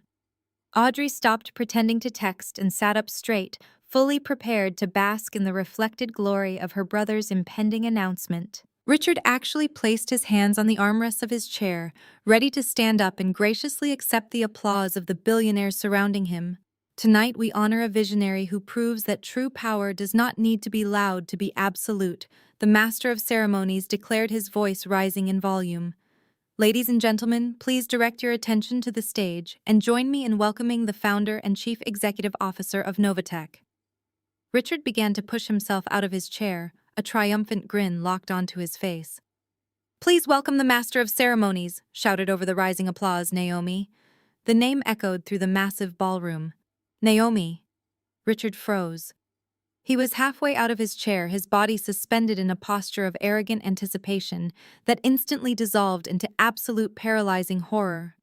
The triumphant grin slid off his face, replaced by a look of sheer, unadulterated panic. His eyes widened, darting frantically around the room, as if searching for a mistake, a punchline, or an emergency exit. Beatrice gasped so sharply she choked on her champagne, coughing violently into her cloth napkin. Audrey dropped her phone onto the table with a loud clatter, staring at the stage with her mouth hanging wide open.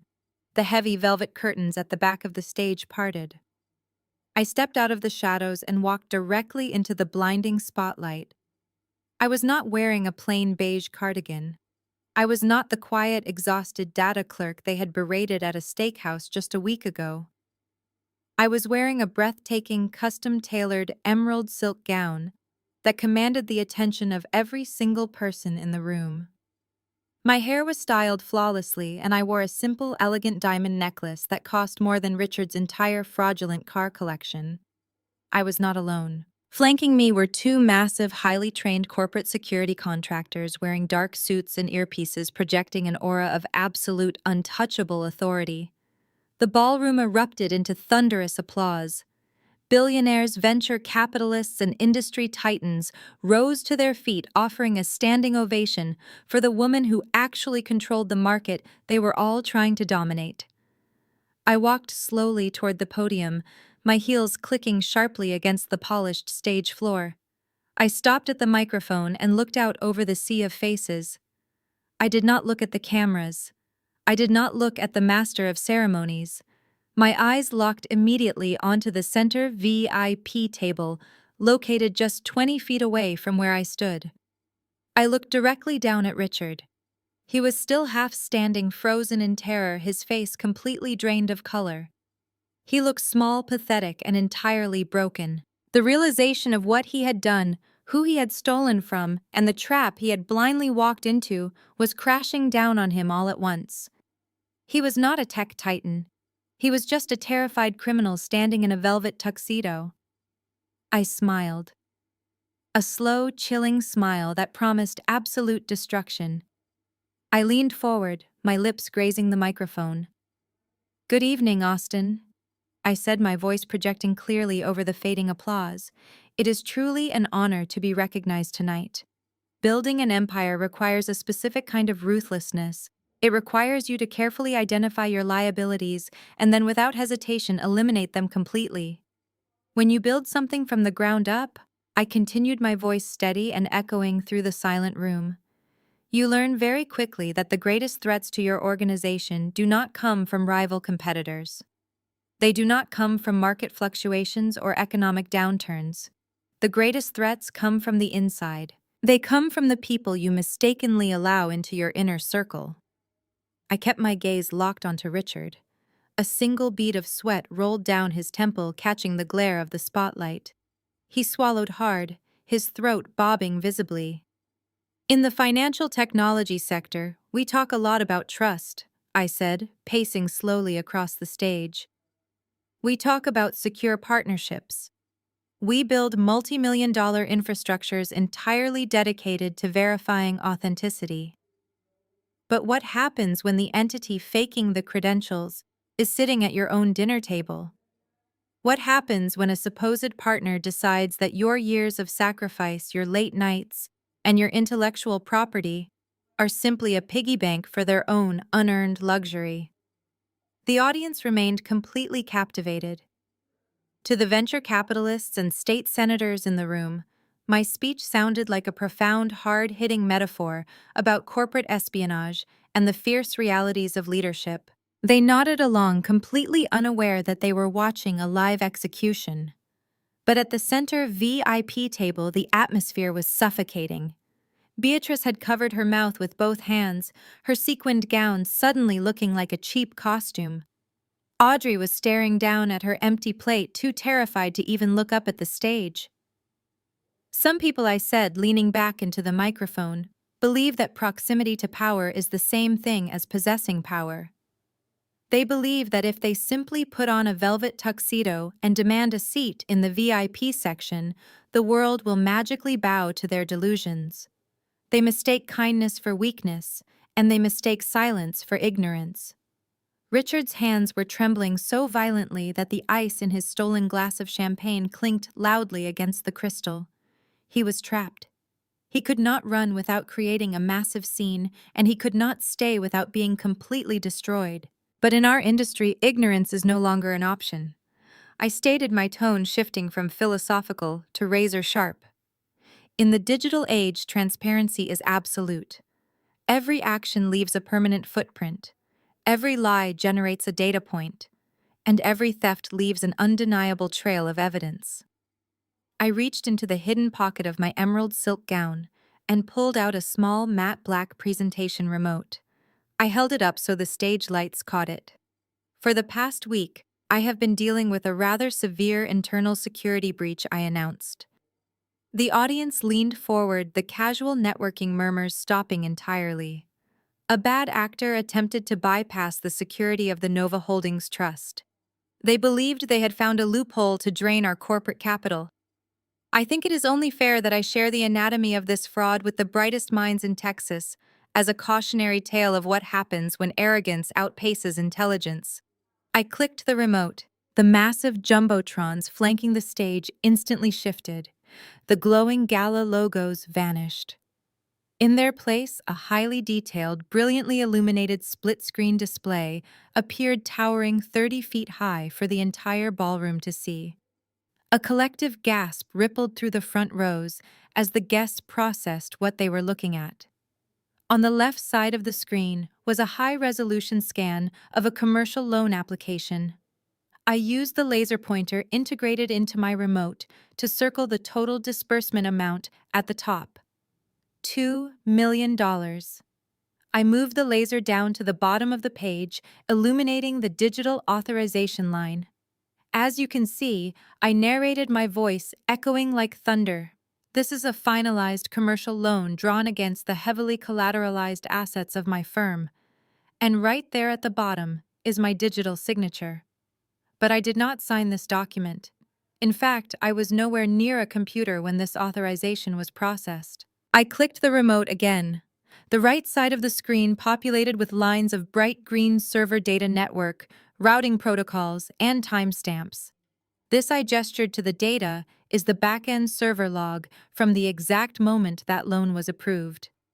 It shows the device identification, the MAC address, and most importantly, the precise geolocation of the IP address that submitted the forged signature. I clicked the remote a third time. A massive red line drew itself across the screen, connecting the forged signature directly to the IP address.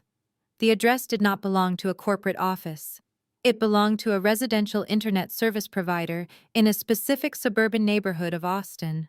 The data does not lie, I said, my eyes dropping right back to the center VIP table. This $2 million federal wire fraud was executed from a residential laptop. The funds were routed directly into a personal checking account. And the man who owns that account, the man who forged my signature to buy a Porsche and a handful of diamond bracelets, is currently sitting right here in the front row drinking my champagne. I did not break eye contact with Richard.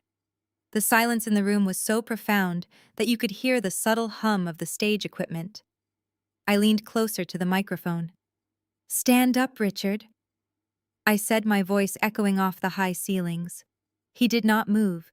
He was physically paralyzed, glued to his chair, by the sheer crushing weight of public humiliation. At the tables surrounding him, the state senators, billionaire investors, and tech founders were staring at him with absolute disgust. The venture capitalist Audrey had been harassing earlier, literally stood up and moved his chair away from their table as if Richard's stupidity might be contagious. "Since my husband is feeling a bit shy, I will introduce him," I announced to the room. "This is the man who sat across from me at a high-end steakhouse just last week. He slid a post-nuptial agreement across the table and demanded I sign it.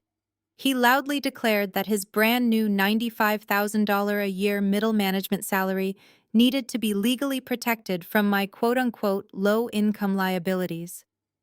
A wave of quiet, mocking laughter rippled through the back of the ballroom. The sheer absurdity of a middle manager trying to financially strong-arm the CEO of a $300 million company was not lost on this crowd. Richard swallowed hard, shaking his head slightly, pleading with his eyes for me to stop. But I was not there to offer mercy. I was there to perform a professional execution. "You thought you were a genius, Richard," I said, pacing slowly across the stage. "You thought you discovered a brilliant loophole in Texas community property laws. You thought that by forging my digital signature and transferring $2 million of my corporate capital into your personal checking account, you had officially taken over. But you did not outsmart my legal team. You just completely failed to understand Title 18 of the United States Code Section 1343. I paused, letting the legal statute hang in the air. Federal wire fraud, I stated clearly. Punishable by up to 20 years in federal prison. And because you used my stolen credentials to authorize that transaction, you also triggered the federal statute for aggravated identity theft, which carries a mandatory consecutive sentence. The crowd gasped. The murmurs grew louder. Dozens of smartphones were suddenly raised in the air, recording every single second of his destruction. But the $2 million was not enough for you. I continued, my voice sharp and relentless. You wanted to play the ultimate corporate boss. So when a phantom $10 million vendor contract appeared in the administrative queue 3 days ago, you did not hesitate. You did not have a legal team review it. You just stamped my forged signature on it and clicked approve. You thought you were expanding an empire. In reality, you were signing a document that routed through servers in New York and Delaware. I pointed the laser at the screen behind me, highlighting the server locations. You crossed state lines, Richard. You engaged in fraudulent interstate commerce. You elevated a local domestic dispute into a massive federal racketeering case. And then you took that stolen money and bought a brand new Porsche in cash. Your mother bought $45,000 worth of diamonds. You bought Rolex watches. You documented every single purchase on your public social media profiles, providing the authorities with a perfectly time-stamped ledger of money laundering. Beatrice let out a high-pitched, terrified wail. The reality of the diamonds resting against her neck finally registered. She was wearing stolen federal property. She suddenly grabbed the heavy diamond necklace and tried to unclasp it with shaking hands, as if taking it off now would somehow erase the crime. Audrey burst into tears. Her fake designer bag slipped off her lap, spilling cheap lip glosses and crumpled business plans all over the expensive carpet. "We have to go," Beatrice hissed loudly, grabbing Richard's tuxedo sleeve and pulling him violently. "Get up, Richard. We have to leave right now." Richard stumbled to his feet. His legs were shaking so badly he knocked his chair backward. The heavy wooden chair hit the floor with a loud, violent clatter that echoed through the entire ballroom. The illusion of his power was completely shattered. He looked around wildly, seeing nothing but a sea of phones recording his disgrace and security guards moving into position along the perimeter of the room. He turned and tried to push his way past the velvet rope of the VIP section. Beatrice and Audrey scrambled right behind him, pushing past waiters and stepping on the hemlines of expensive gowns. They were fleeing like rats on a sinking ship, desperate to reach the heavy mahogany exit doors at the back of the ballroom. "You wanted the spotlight, Richard," I said into the microphone, watching them frantically try to escape the crowd. "You bought a velvet tuxedo and demanded a seat in the VIP section. You wanted the entire industry to know exactly who you are. Well, congratulations. Now they know." Richard hit the heavy mahogany exit doors with his shoulder, desperate to break through to the lobby and escape the suffocating glare of 1,000 staring eyes. But the massive doors did not budge. Two imposing men in dark suits stepped out from the shadows of the vestibule, firmly planting their hands against the brass handles, physically locking the family inside the ballroom. Before Richard could even shout a demand to be let out, the side doors of the ballroom, the ones typically reserved for catering staff, swung violently open. A procession of individuals marched into the room, cutting a sharp line through the stunned silence of the gala. They were not wearing tuxedos or designer evening gowns. They wore navy blue windbreakers with bright yellow letters printed boldly across the back. FBI. Following closely behind them were several men and women in sharp, conservative business suits, holding thick manila folders bearing the official seal of the Securities and Exchange Commission. I stood silently at the podium, watching the trap I had built finally snap entirely shut. The lead FBI agent, a tall, commanding woman with a severe expression, walked straight down the center aisle. The crowd of billionaires, tech executives, and state politicians parted instantly, stepping back to give federal law enforcement a wide berth. The agent did not look up at the stage. She did not glance at the luxurious floral arrangements or the ice buckets filled with vintage champagne. Her eyes were locked entirely on the terrified man shivering in the midnight blue velvet tuxedo. Richard backed away from the blocked doors, his breath coming in short, panicked gasps. He bumped hard into his mother, who was clutching her stolen diamond necklace as if it were a life preserver. Richard, the lead agent, called out, her voice easily cutting through the remaining distance. "Do not take another step." The agent stopped about 5 feet away from them. She pulled a badge from her belt and held it up for the entire room to see. I am Special Agent Davis with the Federal Bureau of Investigation White Collar Crime Division. We have a federal warrant for your arrest regarding charges of aggravated identity theft, wire fraud, and interstate money laundering. Utter chaos erupted within the family's tiny huddle. Audrey sank to her knees right there on the patterned hotel carpet, burying her face in her hands, sobbing uncontrollably. Her backless designer dress looked entirely absurd as she curled into a ball of pure, unfiltered panic. The fake confidence she had carried all evening vanished, leaving nothing but a terrified woman, realizing her life was entirely ruined. But Beatrice did not surrender. Driven by a lifetime of entitlement, toxic delusion, and a desperate need to protect her golden child, she stepped in front of her son. She actually tried to use her sequined body as a human shield against federal law enforcement. No, Beatrice screamed, her voice shrill, desperate, and echoing embarrassingly across the silent ballroom. You have the wrong person. You cannot arrest my son. He is a regional director. He is the co-executive officer of this company. She spun around, pointing a shaking manicured finger directly at me, standing on the illuminated stage. Arrest her. Arrest that lying, manipulative girl. She is the one who stole from us.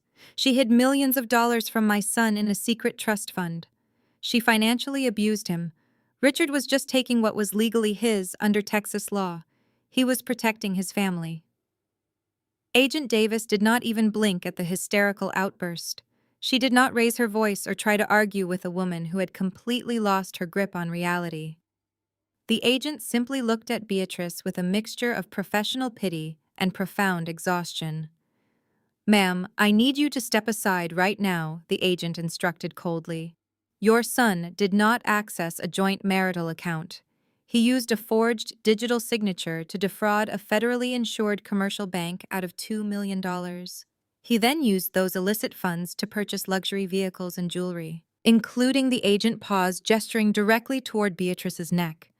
"The $45,000 diamond necklace you are currently wearing, which is now formally classified as evidence of federal money laundering."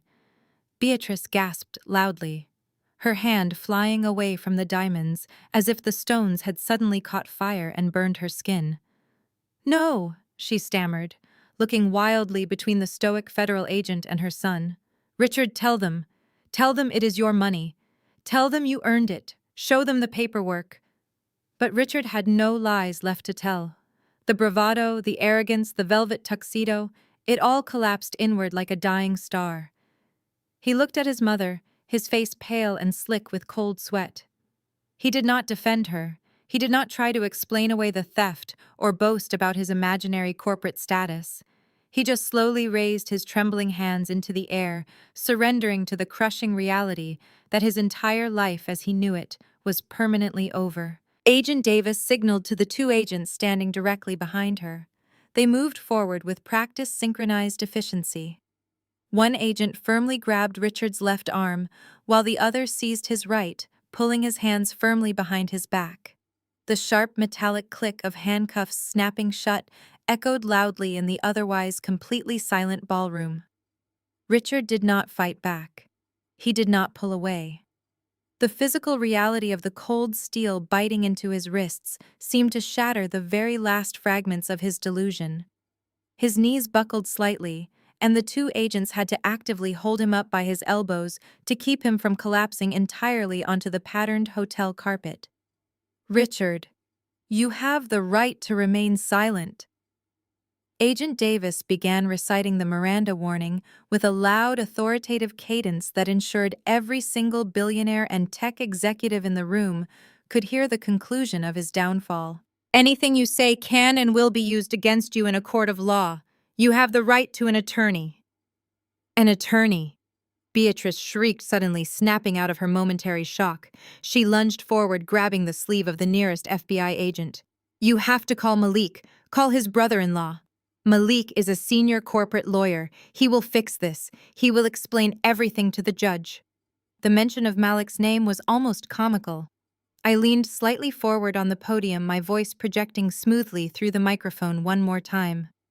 Malik cannot help you, Beatrice, I informed her, making sure my words carried across the entire room. Malik filed for an emergency dissolution of marriage from your daughter over the weekend. He completely severed his legal and financial ties to your family the moment he realized Richard was committing federal wire fraud. He is currently finalizing a motion for full custody of his assets. You drove the only competent defense attorney in your family away because you thought you were too rich to need him. Audrey let out another loud, dramatic wail from her position on the floor, burying her face into her knees. Beatrice stumbled backward as if I had physically struck her. She looked at Richard, then at Audrey, and finally down at the stolen diamonds around her neck. The sheer magnitude of their collective ruin was absolute. There was no money, there was no corporate empire, there was no high-powered lawyer to save them. They were completely and utterly alone. Richard slowly lifted his head. His perfectly coiffed hair was disheveled, and his face was streaked with nervous sweat. He looked past the federal agents, past his hysterical mother, and locked eyes with me standing on the illuminated stage. The arrogance was entirely gone. The smug, condescending sneer he had worn at the Capitol grill just a week ago had been completely erased, replaced by a look of desperate, pathetic begging. "Naomi, please," Richard pleaded, his voice cracking loudly. The sound of a grown man crying echoed through the ballroom, stripping away whatever microscopic shred of dignity he had left. "Please, do not do this to me. I am your husband. We can fix this. I will give the money back. I will sign whatever you want. I will sign the post-nuptial agreement. I will leave the house. Just tell them to let me go. Please, Naomi, I am begging you." He was practically hyperventilating, straining against the grip of the federal agents. He was begging for mercy in front of the exact same people he had been trying to impress just an hour ago. The tech elite of Austin watched him grovel, their faces painted with a mixture of disgust and dark fascination. I looked down at the man I had married. I felt no anger. I felt no sadness. I felt absolutely nothing but the cold, satisfying clarity of closure. I stepped away from the podium and walked to the very edge of the stage, looking directly down at him. "I told you at the steakhouse, Richard," I said quietly, but the microphone caught every single word perfectly. "You should have just paid your half of the bill." Agent Davis gave a sharp nod. "Get him out of here," she ordered. The two agents practically dragged Richard backward toward the main exit doors. He was still sobbing, still begging for a second chance that would never come. Beatrice tried to follow them, screaming at the agents to let her son go, but a female officer firmly placed a hand on her chest, ordering her to remain in place for questioning regarding the stolen jewelry she was currently wearing. The heavy mahogany doors swung open, and Richard was pulled out into the vestibule, the flashing red and blue lights of the federal transport vehicles reflecting against the glass lobby walls. The doors slammed shut behind him with a heavy final thud, sealing his fate and removing him from my life forever. The weekend passed in a blur of corporate briefings and public relations management for Novatech, but for Richard, those 48 hours were spent in a windowless holding cell at the Federal Detention Center in downtown Austin. The federal justice system does not operate with the slow, forgiving leniency of local traffic courts. When the FBI and the Securities and Exchange Commission coordinate an arrest involving millions of dollars in corporate wire fraud, the gears of justice grind forward with terrifying efficiency. On Monday morning, the formal arraignment and detention hearing took place at the United States Courthouse. I did not attend in person. I did not need to. My corporate legal team had a liaison present in the gallery, providing me with real-time updates through a secure messaging channel while I sat in my penthouse comfortably reviewing our quarterly earnings report. Richard was led into the federal courtroom wearing a standard-issue oversized orange jumpsuit. His wrists and ankles were heavily shackled, the chains rattling loudly against the polished wooden floor of the courtroom. The midnight blue velvet tuxedo he had worn so proudly just 2 days prior had been confiscated and tagged as evidence. The liaison texted me that Richard looked entirely hollowed out, his posture completely broken, staring blankly at the floor as he was guided to the defense table by 2 armed marshals. Because his mother was currently under active investigation for receiving stolen federal property, And because Richard had absolutely zero access to the frozen funds he had stolen, he could not afford a private defense attorney. He certainly could not afford Malik, who was already finalizing his own ruthless divorce filings. Instead, Richard was represented by an exhausted federal public defender who had received the massive case file barely an hour before the hearing began. The federal prosecutor, a sharp and unforgiving woman who had built her formidable career dismantling white-collar criminal networks, did not hold back. She stood before the federal magistrate judge and systematically laid out the entire timeline of Richard's fraudulent activities. She detailed the forged digital signature, the illegal transfer of $2 million across state lines, and the subsequent money laundering through the rapid purchase of luxury vehicles and high-end jewelry.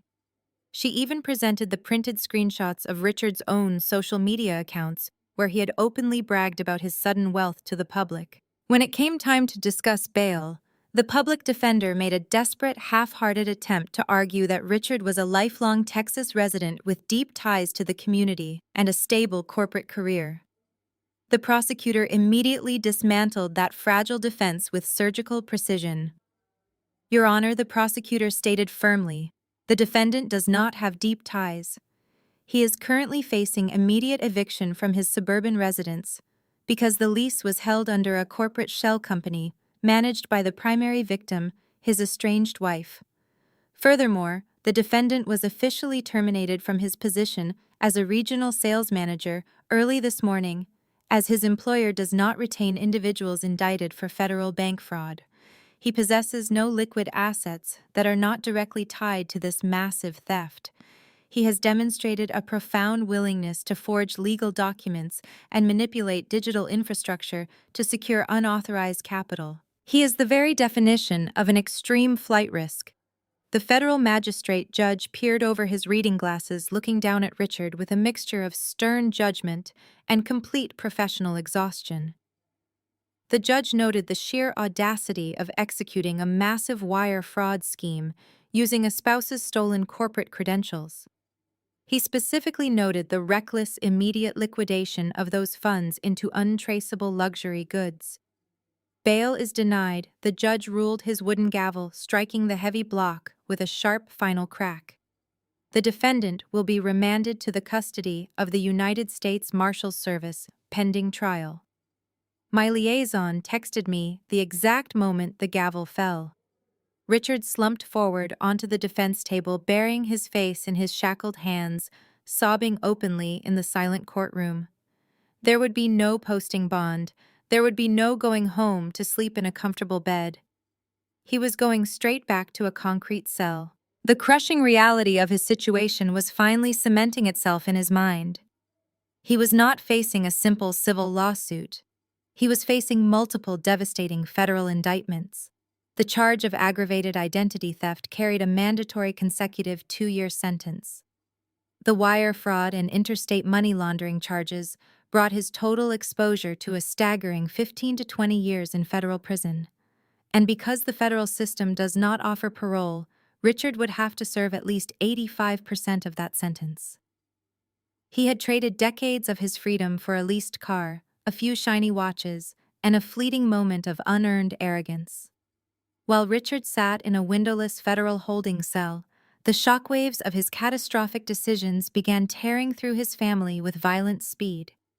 The out-of-state commercial bank did not just freeze his accounts and wait for the trial. They immediately initiated a massive coordinated asset recovery operation alongside federal authorities to reclaim the stolen $2 million. They moved with a level of aggression that completely blindsided people who were used to sweet-talking their way out of credit card debt. On Tuesday morning, less than 48 hours after the gala, a heavy-duty flatbed tow truck pulled into the driveway of the suburban rental house. 2 federal agents stepped out accompanied by a recovery specialist. Audrey and Beatrice, who were inside frantically trying to figure out how to pay their upcoming bills, ran out onto the lawn. They watched in absolute horror as the men attached heavy chains to the brand-new $140,000 Porsche 911 Carrera. Audrey tried to scream at the tow truck driver, demanding he unhook the vehicle, claiming it was private property. One of the federal agents calmly stepped forward and handed her a bright yellow seizure notice. He explained that the vehicle had been purchased entirely with laundered funds and was now property of the United States government. Beatrice wailed, covering her face as the tow truck dragged the beautiful sports car out of the driveway, the tires screeching loudly against the pavement for the entire neighborhood to see. But the asset forfeiture did not stop at the driveway. Later that same afternoon, federal agents arrived at Beatrice's heavily mortgaged townhouse with a comprehensive warrant for the recovery of stolen property. Beatrice tried to physically block the front door, throwing a massive theatrical tantrum. She clutched the velvet box containing her $45,000 diamond tennis bracelet and the matching necklace, screaming that they were gifts from her loving son and that she was an innocent mother being persecuted. The agents did not care about her tears. They methodically moved through her house, confiscating the diamonds, the two heavy gold Rolex watches Richard had stored in her safe, and every other luxury item purchased with the fraudulent loan. They even seized the counterfeit designer handbags Audrey had lying around, assuming they were part of the illicit spending spree. The physical manifestations of their fake wealth evaporated into thin air, carried out the front door in clear plastic evidence bags. The loss of the luxury items was humiliating, but the true nightmare for Beatrice was just beginning. For years, she had relied heavily on Richard to help cover the exorbitant mortgage payments on her townhouse. She had constantly refinanced the property to fund her shopping habits and maintain her illusion of high society wealth. With Richard's accounts completely frozen and his income permanently gone, the bank came calling. She missed her first payment. Then she missed her second. Because her credit score was already terrible, the bank refused to offer any leniency or restructuring. Within 90 days, the formal foreclosure notice was nailed directly to her freshly painted front door. She frantically called her wealthy friends from the country club begging for personal loans, but the moment they heard about the federal indictment and the massive public scandal, every single one of them stopped answering her calls. Stripped of her home, her stolen jewelry, and her social standing, Beatrice was forced to pack whatever cheap clothes she had left into garbage bags, exactly as she had once threatened to do to me.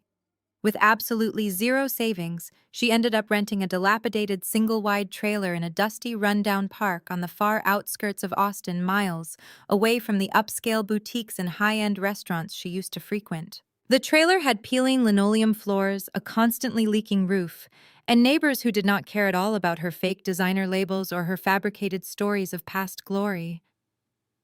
To survive and pay the meager rent on her trailer, Beatrice had to do something she had avoided her entire life. She had to get a manual labor job. At 62 years old, with no actual marketable skills and a terrible attitude, she was hired as a night shift cashier at a 24-hour discount grocery store. The woman who had once complained about the temperature of her vintage champagne at the Fairmont was now forced to wear a scratchy polyester uniform and a cheap plastic name tag. She spent her nights scanning canned goods and bagging groceries for minimum wage, standing on her aching feet for 8 hours a shift under harsh, flickering fluorescent lights. She had to smile and serve the exact same working-class people she had spent her entire life looking down upon. I occasionally received updates about their situation from David, who kept a loose monitor on public records just to ensure they never tried to approach my company again. Reading the reports from my penthouse, I felt absolutely no guilt. Beatrice was not a victim of circumstance. She had actively encouraged her son to steal, she had openly celebrated my perceived downfall, and she had built her entire identity on stepping on other people. Now she was experiencing exactly what it meant to be at the absolute bottom without a single safety net to catch her. Audrey's fake cosmetic empire crumbled before it even began. Because Richard's funds were entirely seized by the federal government, the massive investment check he promised her never materialized. But Audrey, blinded by her own unearned confidence, had already signed ironclad commercial leases for a downtown office suite and a large shipping warehouse. She genuinely believed her brother would just wire the money. When she defaulted on her very first rent payment, the landlords did not hesitate. They sued her for breach of contract. Then came the credit card companies. She had maxed out multiple lines of credit buying designer clothes, expensive meals, and luxury car rentals to play the part of an elite tech founder. When the civil courts looked at her non-existent income and her massive unsecured liabilities, she was forced into Chapter 7, bankruptcy. Her rented luxury SUV was repossessed right out of the muddy driveway of her mother's dilapidated trailer park, leaving her completely stranded. She had spent her entire adult life acting superior, treating service workers like garbage, and demanding respect she had not earned. Now she found herself living on a lumpy fold-out couch in a leaky single-wide trailer, completely unhoused, heavily in debt, and entirely unemployable. While Audrey spiraled into absolute financial ruin, Malik executed his exit strategy with flawless legal precision. His emergency divorce petition sailed through the family court system with zero resistance.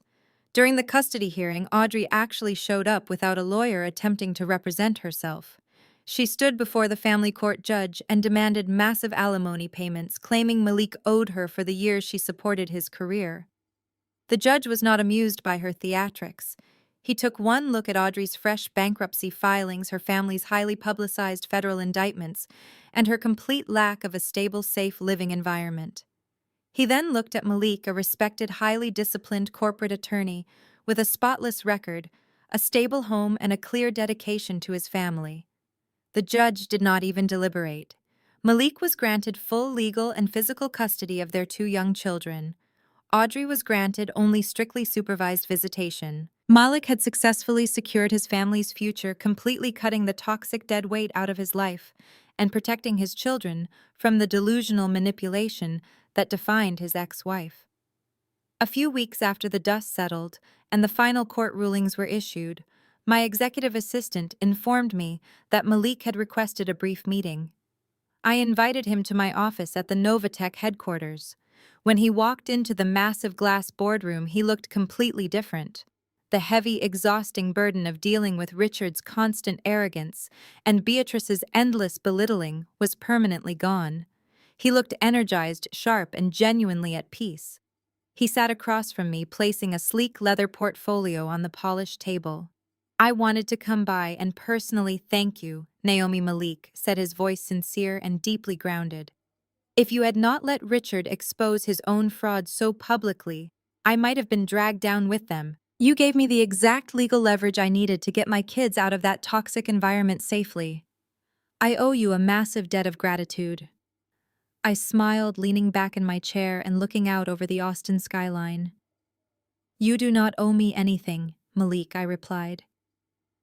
"You are the only person in that entire family who possessed any actual integrity. You saw a federal crime happening, you explicitly warned Richard about the consequences, and when his fragile ego refused to listen, you walked away to protect your children. That kind of moral clarity is incredibly rare, especially in the corporate world." I reached across the table and handed him a thick blue legal folder bearing the Novatech seal. "Actually, Malik, I brought you here today because I have a serious business proposition. Novatech is expanding our operations across 3 new states next quarter.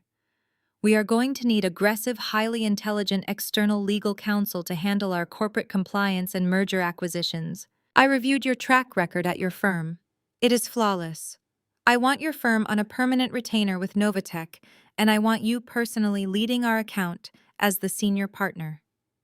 Malik opened the folder. He read the terms of the retainer agreement. It was a multi-million-dollar corporate contract that would instantly elevate him to the highest ranks of his law firm. He looked up at me, absolutely stunned by the magnitude of the offer. He had spent years being called a diversity hire by an arrogant, uneducated middle manager. Now he was being handed the keys to one of the most lucrative corporate accounts in Texas by the chief executive officer herself. We shook hands, solidifying a partnership built on actual mutual respect. 2 weeks after the gala, my legal team informed me that a federal judge had formally approved my petition for an expedited divorce. Because Richard was incarcerated on federal felony charges, and all of his remaining assets had been seized by the United States government, there was nothing left to negotiate. No property to divide, no alimony to discuss, just a clean, absolute severance. My lawyers offered to mail the documents directly to his public defender, but I declined. I wanted to deliver them myself. I wore a tailored charcoal gray suit and a simple silk blouse when I arrived at the Federal Detention Center in downtown Austin. The transition from the bright, sprawling city into the sterile, heavily fortified concrete bunker was jarring. I passed through 3 separate metal detectors, handed over my identification to heavily armed federal marshals, and was escorted down a long, windowless corridor that smelled of industrial bleach and stale sweat. I was led into a small, brightly lit visitation room divided perfectly in half by a thick wall of bulletproof plexiglass. I sat down on a cold metal stool and waited. A few minutes later, a heavy steel door on the other side of the glass clanked open. A guard led Richard into the room. He was practically unrecognizable. The man who had strutted into the Fairmont Hotel wearing a custom velvet tuxedo and diamond cufflinks was gone. He was wearing the same oversized, heavily wrinkled orange jumpsuit I had seen in the court updates. His hair was greasy and unkempt, his face pale and sunken from sleepless nights and the terrifying reality of his impending trial. His hands were still shackled at his waist. He shuffled toward the glass, pulling out the metal stool on his side and sitting down heavily. He picked up the black plastic telephone receiver mounted to the wall. I picked up mine. The line clicked, filled with the faint static of a recorded federal channel. Naomi, Richard whispered, his voice hoarse and trembling. "You came. I knew you would not just leave me here. Tell me your lawyers are working on something. Tell me you talked to the bank." I did not offer him a comforting smile. I did not soften my gaze. I reached into my leather briefcase, pulled out a thick stack of legal documents bound by a heavy black clip, and slid them through the narrow metal transaction slot at the bottom of the plexiglass window. "What is this?" Richard asked, looking down at the papers but not reaching for them. "Those are our finalized divorce decrees," I said, my voice perfectly level and echoing slightly through the plastic receiver. "The judge signed off on them this morning. You are officially no longer my husband. You hold absolutely no legal tie to me, my company, or my assets. I am simply delivering your copy for your records." Richard's hands started to shake. The chains around his wrists rattled against the metal counter.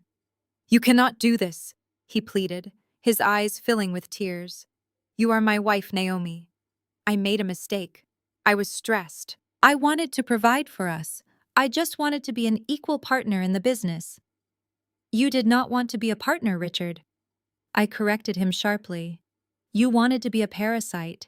You wanted the title, the money, and the power without doing a single day of actual work.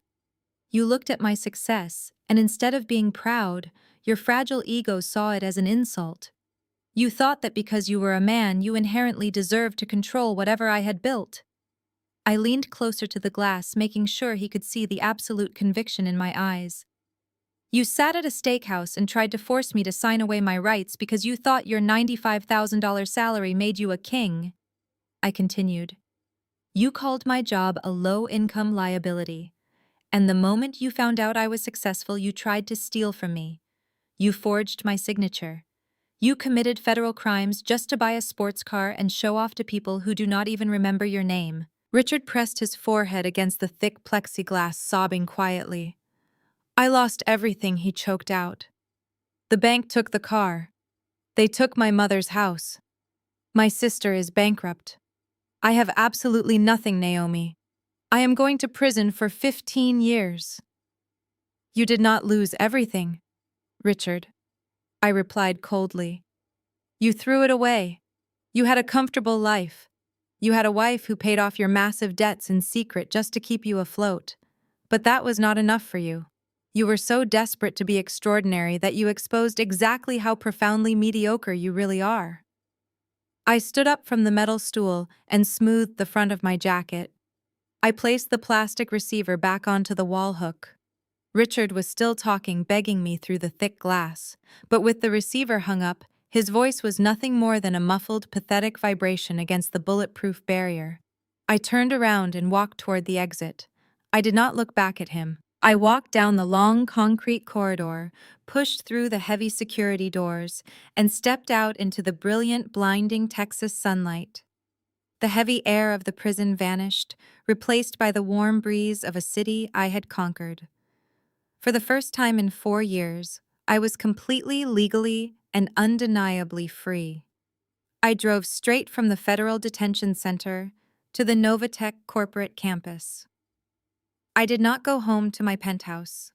I went directly to the empire I had built. Walking through the sleek glass lobby, the atmosphere felt entirely different than it had just a few weeks prior. My employees no longer just saw me as the focused, somewhat distant founder who kept her personal life completely hidden. They knew the story now. They had seen the news articles covering the spectacular federal arrest at the Fairmont Gala. As I walked past the rows of high-tech workstations, I was met with nods of profound respect.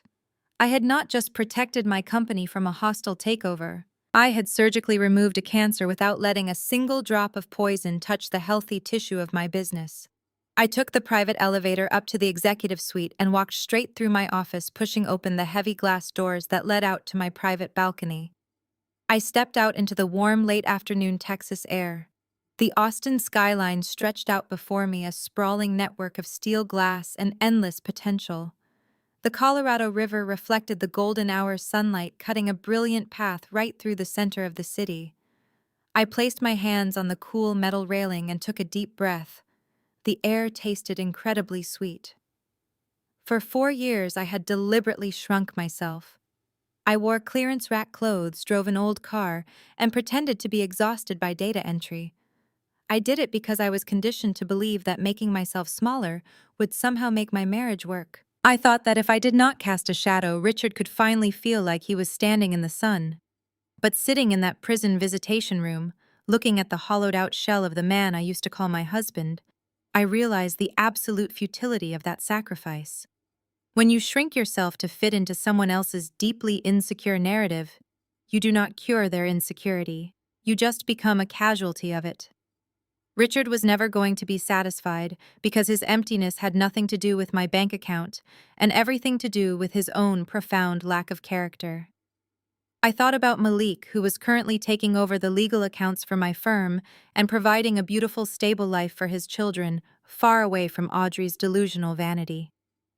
He proved that true partnership and family are not based on bloodlines or marriage certificates. They are based on mutual respect, integrity, and the shared capacity to live in reality. We had both survived the exact same storm, and we had both come out on the other side completely victorious because we chose hard truths over comfortable lies. I did not have to actively destroy Richard, Beatrice, or Audrey. I did not have to hire expensive divorce lawyers to fight over suburban real estate or scream at them in public. I simply stopped protecting them from themselves. I handed them the rope of their own boundless entitlement, and they eagerly tied the knot.